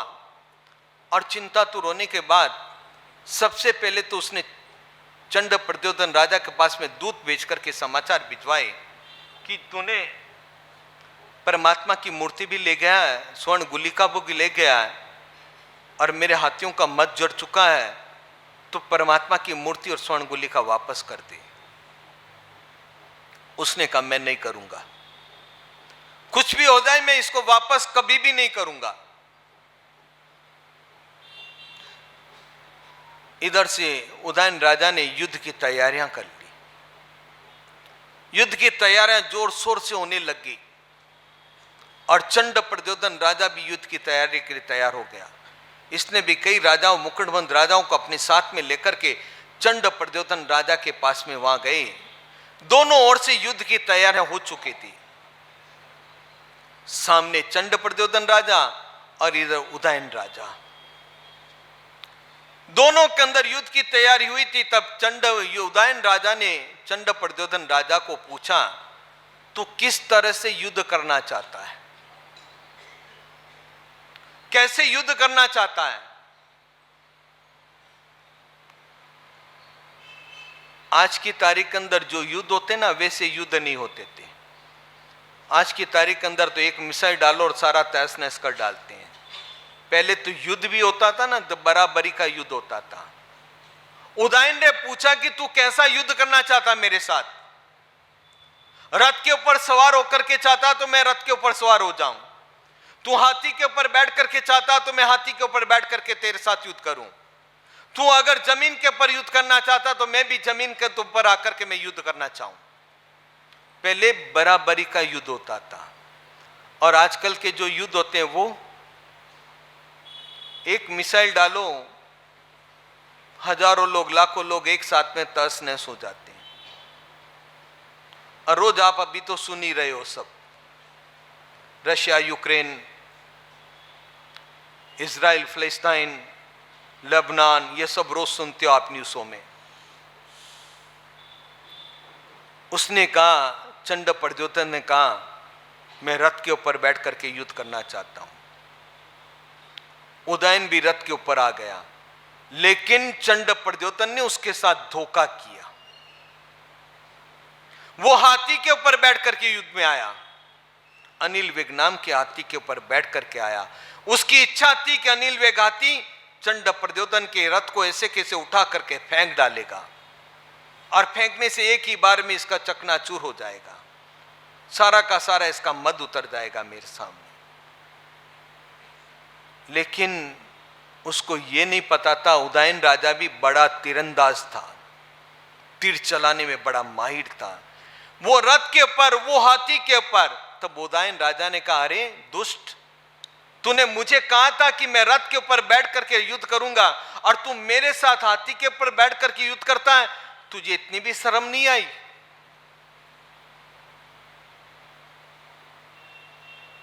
उस समय युद्ध की तैयारी में उदयन चंड प्रद्योतन राजा ने उदयन राजा के सामने हाथी को मोड़ा। उदयन ने अपने रथ को हाथी के सामने मोड़ दिया। उस समय हाथी ने एक पैर ऊंचा किया। उदयन राजा ना तीरंदाज था, तीर को ऐसे मारा कि हाथी के पैर के बीच में जाकर के चुभा। हाथी ने दूसरा पैर ऊपर किया, दूसरे पैर पर भी उसने तीर मार डाला। उसने तीसरा पैर ऊपर किया तो उसने तीसरे पैर के ऊपर भी तीर मार डाला। जैसे 3 पैरों के ऊपर तीर पड़े, हाथी धड़ाम से नीचे गिर पड़ा। उदयन जल्दी से उतर करके चंड प्रद्योतन राजा को कैद कर डाला और कैद करने के पश्चात गया नगर के अंदर प्रतिमा को उठाने के लिए, किस प्रतिमा को मैं मेरे नगर के अंदर लेकर के आऊं। जैसे ही वो प्रतिमा को लेने के लिए गया, उस समय वहां पर देववाणी हुई, राजन इस प्रतिमा को आपके नगर के अंदर मत ले जाओ, क्योंकि थोड़े समय बाद आपकी नगरी पूरी की पूरी ध्वस्त हो जाएगी। आप इस प्रतिमा को यही रहने दो। और उदयन राजा ने चंड प्रद्योतन राजा को पकड़ करके लाया और उसके ललाट के ऊपर खुदवा डाला, मम दासी पति, मम दासी पति, और लेकर के वहां पर आ गया। धीरे धीरे चलता वो उदयन राजा चंड प्रद्योतन राजा को कैद में लेकर के चल रहा अपनी सेना के साथ में। चलते चलते दसपुर नगर आया और दसपुर नगर के अंदर जैसे चातुर्मास बैठने लगा, सारा का सारा पड़ाव वहीं पर ही रुक गया। उदयन राजा इत्यादि सारे के सारे चातुर्मास करने के लिए वहीं पर ही रह गए, क्योंकि उदयन राजा वगैरह वो राजा थे ना, राजाओं का नियम होता था चातुर्मास के अंदर कहीं इधर उधर नहीं जाने का। बारिश इत्यादि होती है, लीलोती इत्यादि जीव इत्यादि बहुत सारे उत्पन्न होते हैं। जीवों की मेरे द्वारा विराधना न हो जाए, लीलोत्री की वनस्पति काय की विराधना न हो जाए, इसलिए वो एक ही जगह पर स्थिर रहते थे।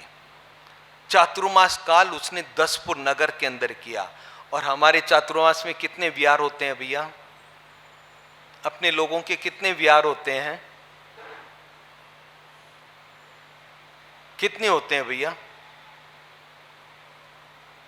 वो राजा लोग भी समझते थे चातुर्मास के अंदर इधर उधर नहीं जाना,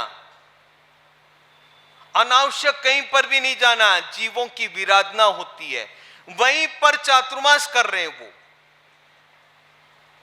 चातुर्मास करते करते वहीं पर समय बीत रहा था। पर्व पर्युषण आए, पर्युषण के अंदर संवत्सरी का दिन आया। संवत्सरी के दिन उदयन राजा ने पोषत भी किया और उपवास भी किया। रसोई उसको पूछने के लिए आए, राजन आज आपके लिए क्या खाना बनाएं? उदयन राजा ने कहा, आज मेरा तो पोषद उपवास है, उपवास भी और पोषद भी है मेरा, इसलिए आज मेरा कोई भी खाना पीना नहीं है। चंड प्रद्योतन राजा को जाकर के पूछ लो वो क्या खाएगा। अब उसके रसोई चंड प्रद्योतन राजा के पास में जाते हैं, राजन आज आपके लिए क्या खाना बनाएं? चंड प्रद्योतन राजा बड़ा सोच में पड़ गया। अरे आज तक तो इसने कभी कुछ पूछा नहीं है, आज ये कैसे मुझे पूछने के लिए आ गया? तो उसने पूछा कि आज पूछने के लिए मुझे कैसे आए हो आप? राजन, हमारे राजा साहब के आज पर्युषण पर्व में आज संवत्सरी का दिन है और हमारे राजन ने पोषद भी पोषद किया और उपवास किया, उनको कोई खाना पीना नहीं है। इसलिए हम आपको पूछने के लिए आए कि आप क्या खाएंगे। चंड प्रद्योतन सोचता है इन्होंने शायद मेरे साथ छल कपट किया है, शायद मुझे जहर देकर के मारने की तैयारी कर चुके हैं, इसलिए आज उसने पोषद का नाम और उपवास का नाम लिया। उपवास और पोषद करेंगे, निश्चित ये मुझे मारेगा। आज कभी पूछने आने तक नहीं तैयार नहीं है, और तैयार न होने के कारण अब आज इसने मुझे पूछा कि तू क्या खाएगा। सोचता वो भी शायद आज छल कपट हो जाएगा, मेरी आज मृत्यु निश्चित है। चंड प्रद्योतन राजा ने सोच लिया कि निश्चित मेरी मृत्यु निश्चित है, मेरे मारने का सारा रंगमंच तैयार किया गया, इसलिए उसने खाया नहीं है और मेरे पूछने के लिए आया है। तो उसने भी कह दिया कि मेरे भी आज उपवास है। चंड प्रद्योतन ने कह दिया मेरा भी उपवास है। उसने आकर के उदयन राजा को कहा, राजन चंड प्रद्योतन के आज उपवास है। उदयन राजा बड़ा सोच में पड़ गया, अरे मैंने उपवास किया है, मेरा पोषद है, पोषद और उपवास होने के कारण आज एक उसने मेरे साधर्मिक ने उपवास किया है और मैंने उसको कैद के अंदर रखा है, यह कैसे संभव हो सकता है। और आज की तारीख के अंदर संवत्सरी का पर्व है, जब तक मैं उससे मिच्छामि दुक्कड़म न कर लूं तब तक मैं आराधक नहीं कहलाऊंगा, मैं विराधक कहलाऊंगा। अब वो किस तरह से उससे मिच्छामि दुक्कड़म करता है, कैसे करता है, किस प्रकार से ये कहानी आगे बढ़ती है, अभी पहले अपने यहाँ पर चढ़ावा हो जाए, कल्पसूत्र का 5 ज्ञान पूजा इत्यादि का चढ़ावा हो जाए, इसके बाद में ये कहानी आगे किस तरह से जाती है और कैसे कैसे जाती है। आप बिल्कुल बैठे रहिएगा, शांति से बैठे रहिएगा और शांति से सुनोगे, तब आप लोगों को पता चलेगा इस कहानी का सारांश क्या है, किस तरह से सारांश से अंदर से हमें क्या क्या प्राप्त करना है, किस तरह से अपने जीवन को सफल और सार्थक बनाना है। वो जैसा भी चढ़ावे पूरे हो जाए, क्योंकि आज कल्पसूत्र के चढ़ावे हैं, कल्पसूत्र घर ले जाने के चढ़ावे, ज्ञान पूजा इत्यादि के चढ़ावे हैं, वो सारे संपन्न हो जाए, उसके बाद में ये कहानी आगे प्रारंभ रखेंगे। उस पौषध व्रत की सामान्य रूप से चर्चा की गई और पौषध करने वाले उदयन राजर्षि किस तरीके से पौषध उपवास पूर्वक और संवत्सरी पर्व में किस तरीके से खमत कामना करनी चाहिए, उसका आदर्श व उदयन राजर्षि की कहानी भी आपको सुनाई गई। इस आज की वाचना में जो जो भी विषय लिए गए, उन सभी विषयों की सामान्य रूप से चर्चा करना चाहता हूं। सबसे पहले पौषध। पौषध का अर्थ होता है जो तुम्हारी आत्मा को धर्म आराधना से पुष्ट करे, ऐसी क्रिया का नाम है पौषध। पौष यानी कि पोषण, धर्म क्रिया से। धर्म क्या है?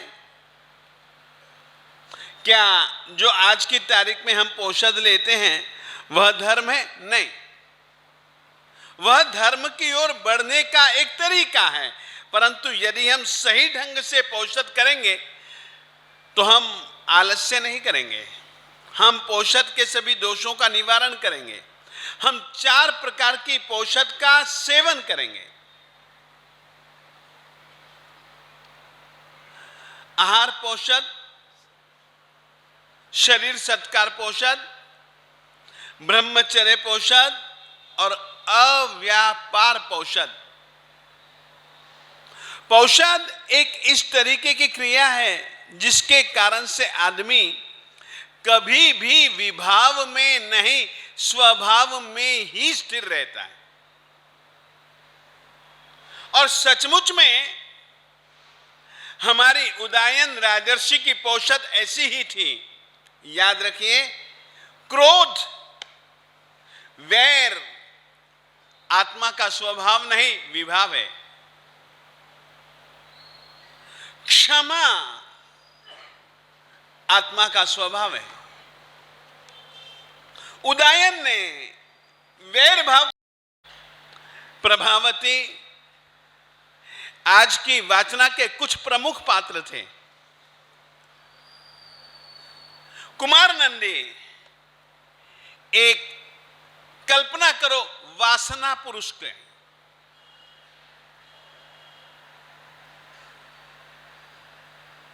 वासना पुरुष, पैसा बहुत, अथाह संपत्ति,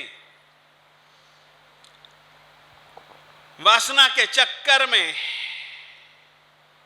इस तरीके से वासना एक ऐसी भूल भुलैया है जिस चक्कर में फंस करके आत्मा भटकता ही है, अटकता नहीं कहीं। और सचमुच में कुमार नंदी इंद्रियों के विषयों के भोग उपभोग में भूल गया धर्म को, भूल गया अपने कल्याण मित्र नागिल की बात को। स्वयं को उसने आग के समर्पित खुद ने कर दिया। ये वासना का परिणाम, वासना का परिणाम विनिपात है। और कहां तक विनिपात हो सकता है, तो वह कुमार नंदी के पात्र के माध्यम से हम समझ सकते हैं कि वासना, इंद्रियों के विषयों की भूख कितनी भयंकर परिणाम लाते हैं। ये एक कुमार नंदी,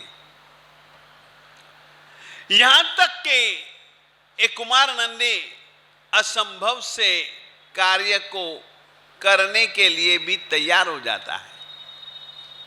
पंचशैल द्वीप, पंचशैल द्वीप जाने के लिए उसने 1 करोड़ सुवर्ण मुद्राएं यूं ही दे दी। वासना के चक्कर में किस तरीके से वह पेड़ पर लटकता है और भारंड पंछी की प्रतीक्षा करता है। रात को आते हैं, भारंड पंछी के पांवों से खुद को बांध लेता है, हासा प्रहासा के यहां पर जाता है, वहां पर महसूस करता है अब तो न मैं घर का न घाट का। हासा प्रहासा ने भी मना कर दिया कि नहीं हो सकता भाई।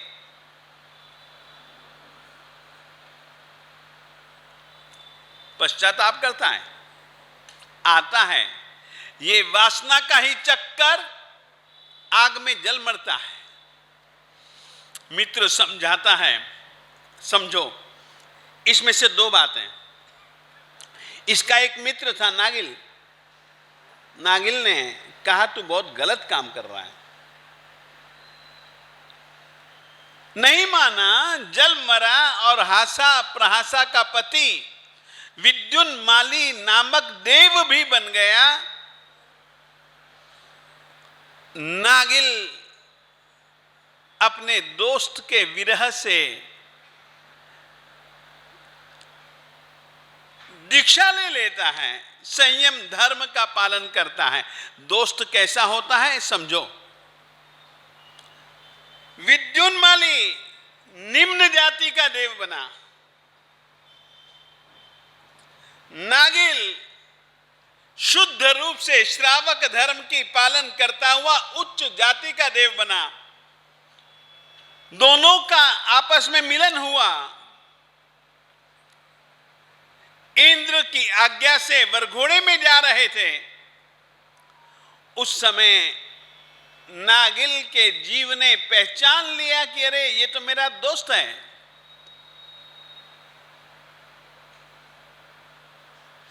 दोस्ती का मतलब केवल खाना पीना नहीं है, दोस्त के हित में जो साथ देता है ना, उसका नाम मित्र है।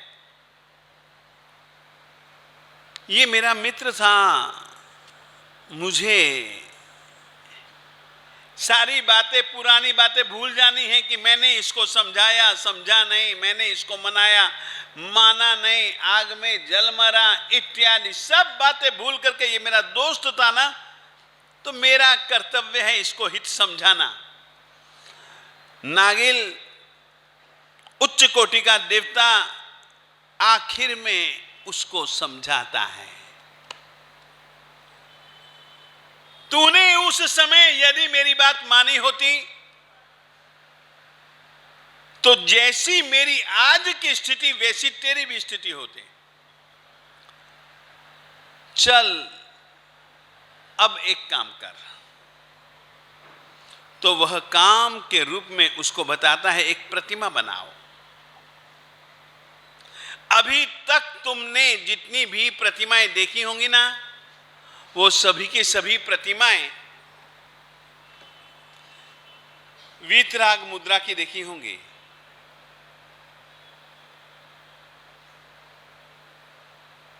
ध्यान मुद्रा में प्रतिमाएं देखी होंगी, कायोत्सर्ग मुद्रा में प्रतिमाएं देखी होंगी, परंतु राजसी वैभव वेशभूषा, परमात्मा कैसे मुकुट पहनते हैं, परमात्मा किस तरीके से आभूषण पहनते हैं, परमात्मा किस तरीके के कपड़े पहनते हैं, परमात्मा जो धोती पहनते हैं वो किस तरीके की होती है, यदि वह प्रतिमा देखनी हो तो वैसी प्रतिमा आज की तारीख में भी है। हमने तो उस प्रतिमा के दर्शन किए हैं जो राजसी वेशभूषा में श्रमण भगवान महावीर स्वामी जी की प्रतिमा, हमने किए हैं दर्शन। वैसी प्रतिमा, ये प्रतिमा क्या नहीं करते, प्रतिमा के आलंबन से मुक्ति तक की प्राप्ति हो सकती है यदि सही ढंग से उस मूर्ति का आलंबन ले। तो आगे बढ़ते हैं, थोड़ी सी बीच बीच में से ही कहानी का अंश ले रहा हूं। इसी कहानी के अंतर्गत एक कहानी, एक दृश्य आता है, बड़ा प्यारा दृश्य है। कल्पना करो, ये मेरे सामने जो है ना, सागर है, सागर सागर सागर ही सागर, पानी ही पानी, पानी ही पानी, पानी ही पानी।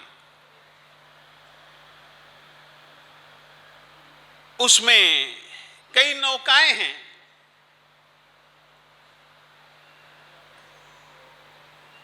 मेरे सामने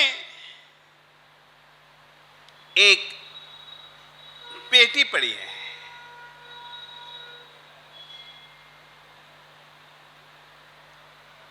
पेटी के चारों तरफ भीड़ ही भीड़ है, कुतूहली लोगों की ज्यादा भीड़ है।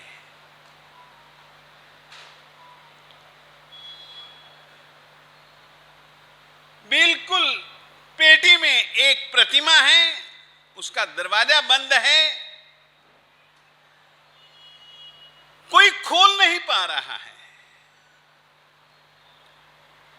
सभी जन उस प्रतिमा को लेना चाहते हैं, क्योंकि जो खोल देगा उसी का इस प्रतिमा पर अधिकार है। चारों तरफ भीड़ है, भीड़ ही भीड़, भीड़ ही भीड़, भीड़ ही भीड़। भीड़ को चीर करके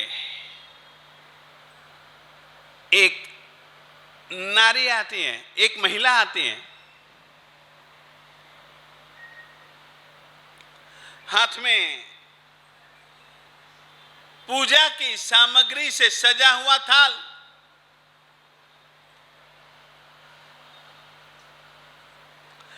अपने श्रीमान जी, अपने पतिदेव जी को प्रणाम करती हैं, पतिदेव कोई सामान्य आदमी नहीं था, राजा था स्वयं, वहां पर बड़ा दुखी, बड़ा चिंतित।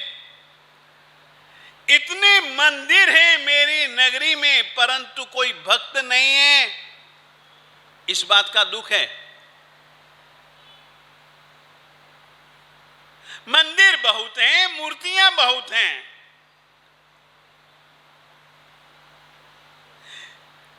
जो भक्त होगा ना सच्चा, वो ही खोल सकेगा। महारानी आती है, महारानी ने राजा साहब जी को कहा यदि आप आज्ञा दो तो मैं भी प्रयास करना चाहती हूं। श्लोक निकालो। राजा जी ने आज्ञा दे दी। इसको पूरा भरोसा है अपनी भक्ति पर, अपनी श्रद्धा पर। ये देखना, पेटी के दरवाजे बंद हैं और पेटी के दरवाजे बंद होने पर बिना खोले भी खुल जाते हैं, परंतु परमात्मा अगर दर्शन देने के लिए तैयार हो, इतना ही नहीं, भक्त अगर दर्शन के लिए सच्ची श्रद्धा भावना से प्रार्थना कर रहा हो तो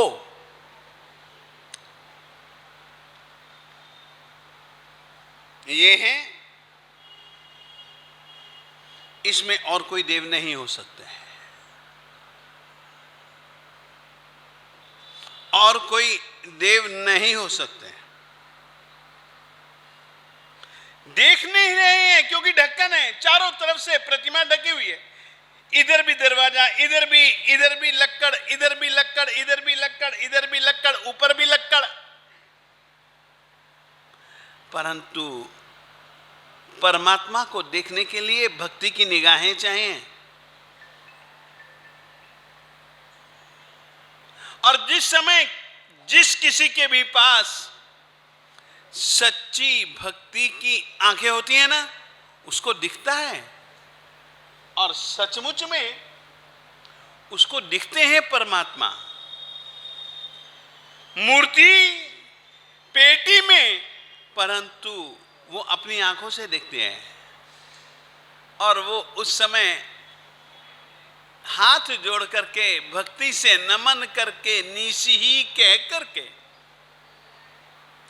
सब कुछ इंकार, मुझे किसी को भी देखना नहीं, मुझे किसी से भी बोलना नहीं, मुझे किसी भी विषय में दूसरा विचारना नहीं।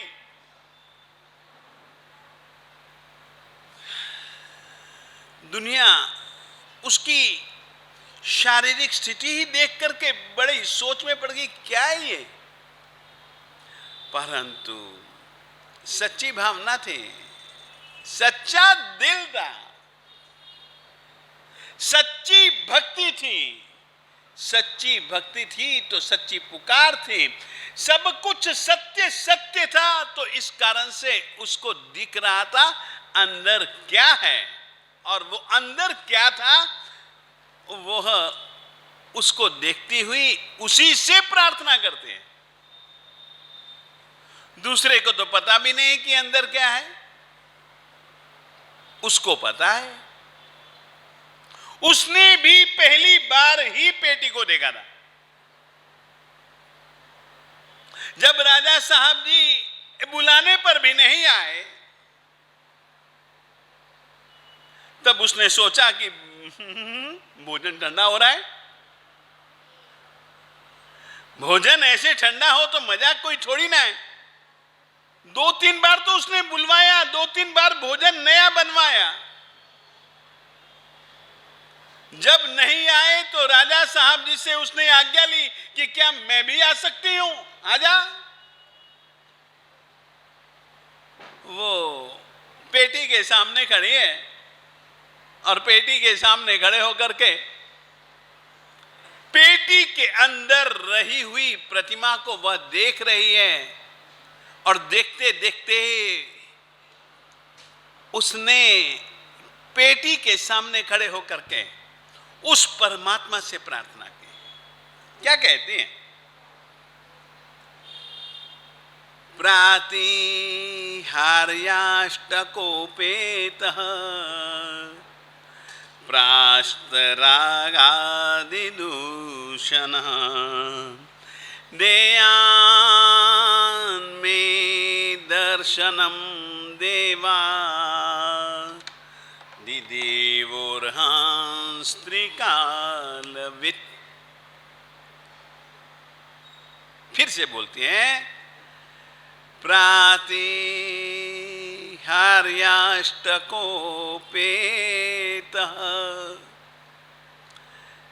प्रास्तरागादिदूषणः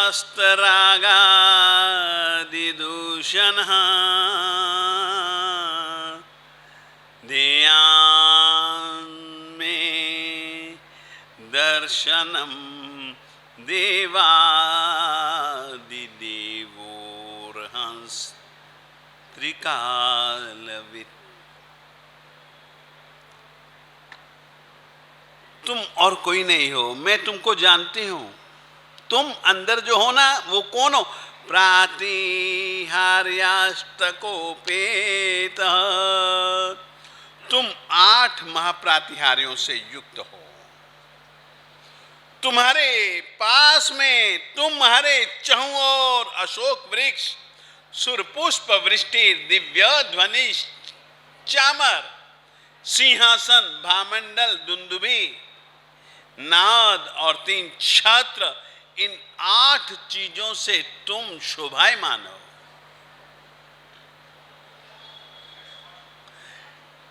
अकेली जैन प्रतिमा ही, अकेली अरिहंत परमात्मा की प्रतिमा ही तुमको 8 प्रातिहार्यों से युक्त मिलेगी। दूसरी कोई भी प्रतिमा लोक में बहुत सारी होंगी, परंतु 8 प्रातिहार्यों से युक्त अरिहंत परमात्मा के सिवाय कोई दूसरी प्रतिमा हो ही नहीं सकती।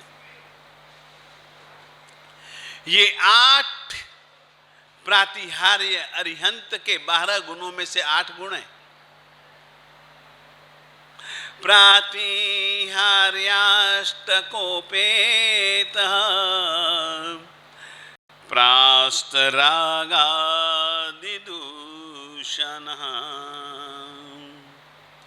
ये उसकी प्रतिमा है जिन्होंने राग, द्वेष आदि 18 दूषणों का नाश कर रखा है।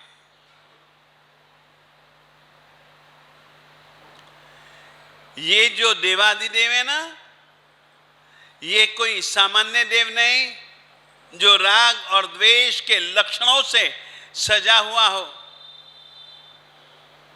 ये तो प्रास्त रागादि दूषण, दूषण आत्मा को दूषित करने वाले, आत्मा को कलुषित बनाने वाले। प्रास्त रागादि दूषण, आत्मा को दूषित, आत्मा को कलुषित बनाने वाले राग, द्वेष आदि जितने भी दूषण हैं, उनका नाश करने वाले तुम हो, तुम हो, तुम हो। आगे वो बोलती हैं, क्या सुंदर भावना है। देयान में दर्शनम देवादिदेव और हंस त्रिकाल विदित। हे देवादिदेव, हे अरिहंत परमात्मा, तीनों कालों को जानने वाले परमात्मा, देयान में दर्शनम, मुझको तू दर्शन दे, मुझको तू दर्शन दे, मुझको तू दर्शन दे। अभी तक तो तू पेटी में बंद है, अब ये तेरे दरवाजे खुल जाने चाहिए। मैं ही क्या, मेरे साथ सारे के सारे उपस्थित लोग तुझको देखें।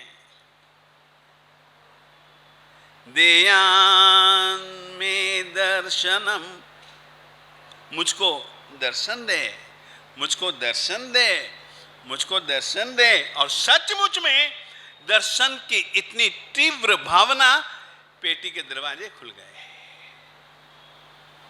सभी जनों ने देखा कि प्रार्थना के रूप में जो इसने बोला, प्रातिहार्याष्ट कोपेतः, 8 प्रातिहार्यों से युक्त उसमें प्रतिमा थी। प्रास्त रागादि दूषण, इन्होंने आत्मा को दूषित, आत्मा को कलुषित करने वाले जो राग द्वेष आदि दूषण थे, उन दूषणों का इन्होंने सचमुच में क्षय कर दिया था। ये देव नहीं, देवादिदेव थे। ये दूसरे कोई नहीं। इनकी पहचान 3 शब्दों में, देवादिदेव, अरहन और त्रिकालवित, ये वो देव हैं। और याद रखिए, भगवान को लेकर के गई। भक्त ही भगवान को ले जा सकता है। भगवान भक्त के सिवाय किसी दूसरे के साथ जाने वाले नहीं हैं। ये इस कहानी से बहुत कुछ समझो तुम लोग। हमें अपनी आत्मा में ऐसी भक्ति का विकास, हम क्या करते हैं? हम अपने दिल में तो ऐसी भक्ति लाते नहीं और परमात्मा के प्रति संशय पैदा करते हैं।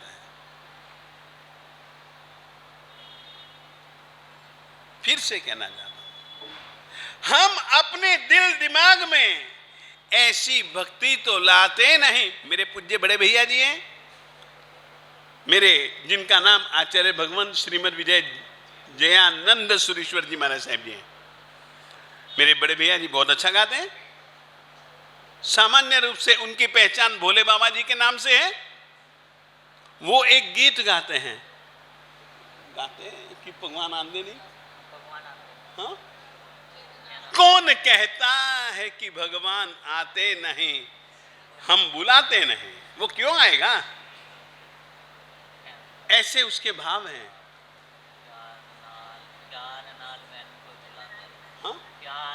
हाँ, ऐसा गीत है, मेरे पूज्य बड़े भैया जी गाते हैं। सचमुच में यहां पर उसने इतनी भक्ति से पुकारा ना, देयान में दर्शनम, देयान में दर्शनम, देयान में दर्शनम, रोम रोम से उसने पुकारा है। आत्मा के प्रदेश प्रदेश से आवाज निकल रही है, देयान में दर्शनम, देयान में दर्शनम, देयान में दर्शनम। मुझको दर्शन दे, मुझको दर्शन दे, मुझको दर्शन दे। हे देवादिदेव, हे अरहन, हे त्रिकालवित, रागादि सभी दूषणों से मुक्त परमात्मन, देयान में दर्शनम, मुझको दर्शन दे। और सचमुच में ये भक्ति की आवाज, दरवाजे खुल जाते हैं अपने आप। ये इस कहानी से सोचिए, प्रभावती किस तरीके की भक्तानी होगी। कुछ इसके और अंश कहानी के। प्रभावती अद्भुत पात्र है। प्रभावती ने वचन दिया अपने श्रीमान जी को और उसने वचन निभाया। आई, मेरे पतिदेव मार्ग से भटक चुके हैं और मैं अपने पतिदेव को वचन दिया है, मैंने, मेरे पतिदेव ने वचन लिया है, यदि मैं तुझको दीक्षा की आज्ञा तभी देता हूं जब तू मुझको प्रतिबोध देने के लिए आने का वचन दे। तो तेरी उम्र छोटी, बात मान गया मैं, तेरी उम्र छोटी, तू जल्दी मर जाने वाली है, तेरी सही भावना है दीक्षा की, परंतु मैं भटक जाऊं तो तूने मुझको संभालने के लिए आना। और वो आई और उन मार्ग से सन्मार्ग पर स्थापित किया, कुपथ से सुपथ पर स्थिर किया। यह प्रभावती का पात्र है। एक पात्र और देखिएगा, इसमें बड़ा अद्भुत है। देवदत्ता एक श्रावक, ये सब अद्भुत पात्र हैं। और इस कहानी के पीछे हार्द तो यही है कि सांवत्सरिक प्रतिक्रमण के पहले भूल जाओ अपराध किसका, तुम निरपराधी हो, सामने वाला अपराधी है, माना, भूल जाओ इस बात को। सांवत्सरिक पर्व है, यह क्षमापना पर्व है, गलती हो या ना हो। मिच्छा में दुक्कड़म, मुझे मेरे दुष्कृत्य के लिए क्षमा कर दो, क्षमा कर दो, क्षमा कर दो।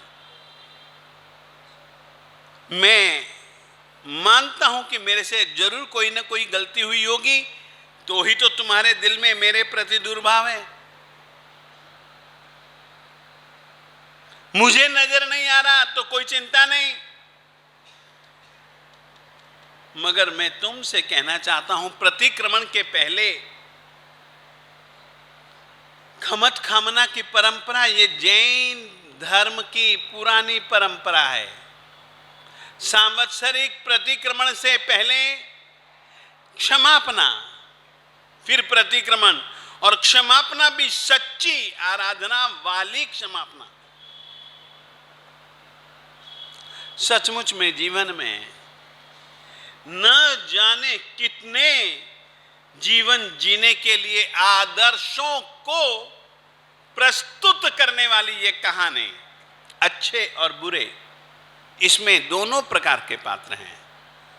चंड प्रद्योत भी है, उदायन भी है। कुमार नंदी और चंड प्रद्योत भी हैं, तो प्रभावती भी है। ऐसे अनेकों अनेकों पात्रों को समेटे हुए यह तीसरी वाचना। अभीची भी है तो केशी भी है। बहुत अच्छी कहानी मेरे साथी मुनिराज जी ने सुनाई।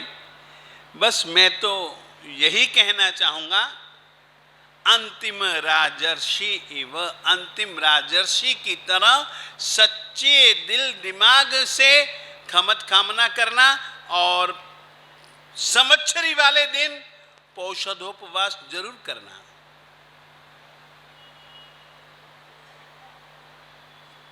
और राजर्षि का नाम लेकर के पौषधोपवास और क्षमापना, ये दोनों बातें कैसी और किस ढंग की शुद्ध कैसे हो सकती है आत्मा, ये दो चीजें सचमुच में हम अपने स्वभाव से स्व यानी आत्मा को पुष्ट करें। पौषध निर्दोष हो, शुद्ध हो, और खमत खामना भी शुद्ध हो, जिससे हम भी जरूर जरूर जरूर जरूर मुक्ति के मार्ग पर चलते हुए अपनी इष्ट मंजिल को पालें। इतना ही इस तीसरी वाचना के रूप में सामान्य से सूचन मुझको देने थे, मैंने दिए। आज इतना ही।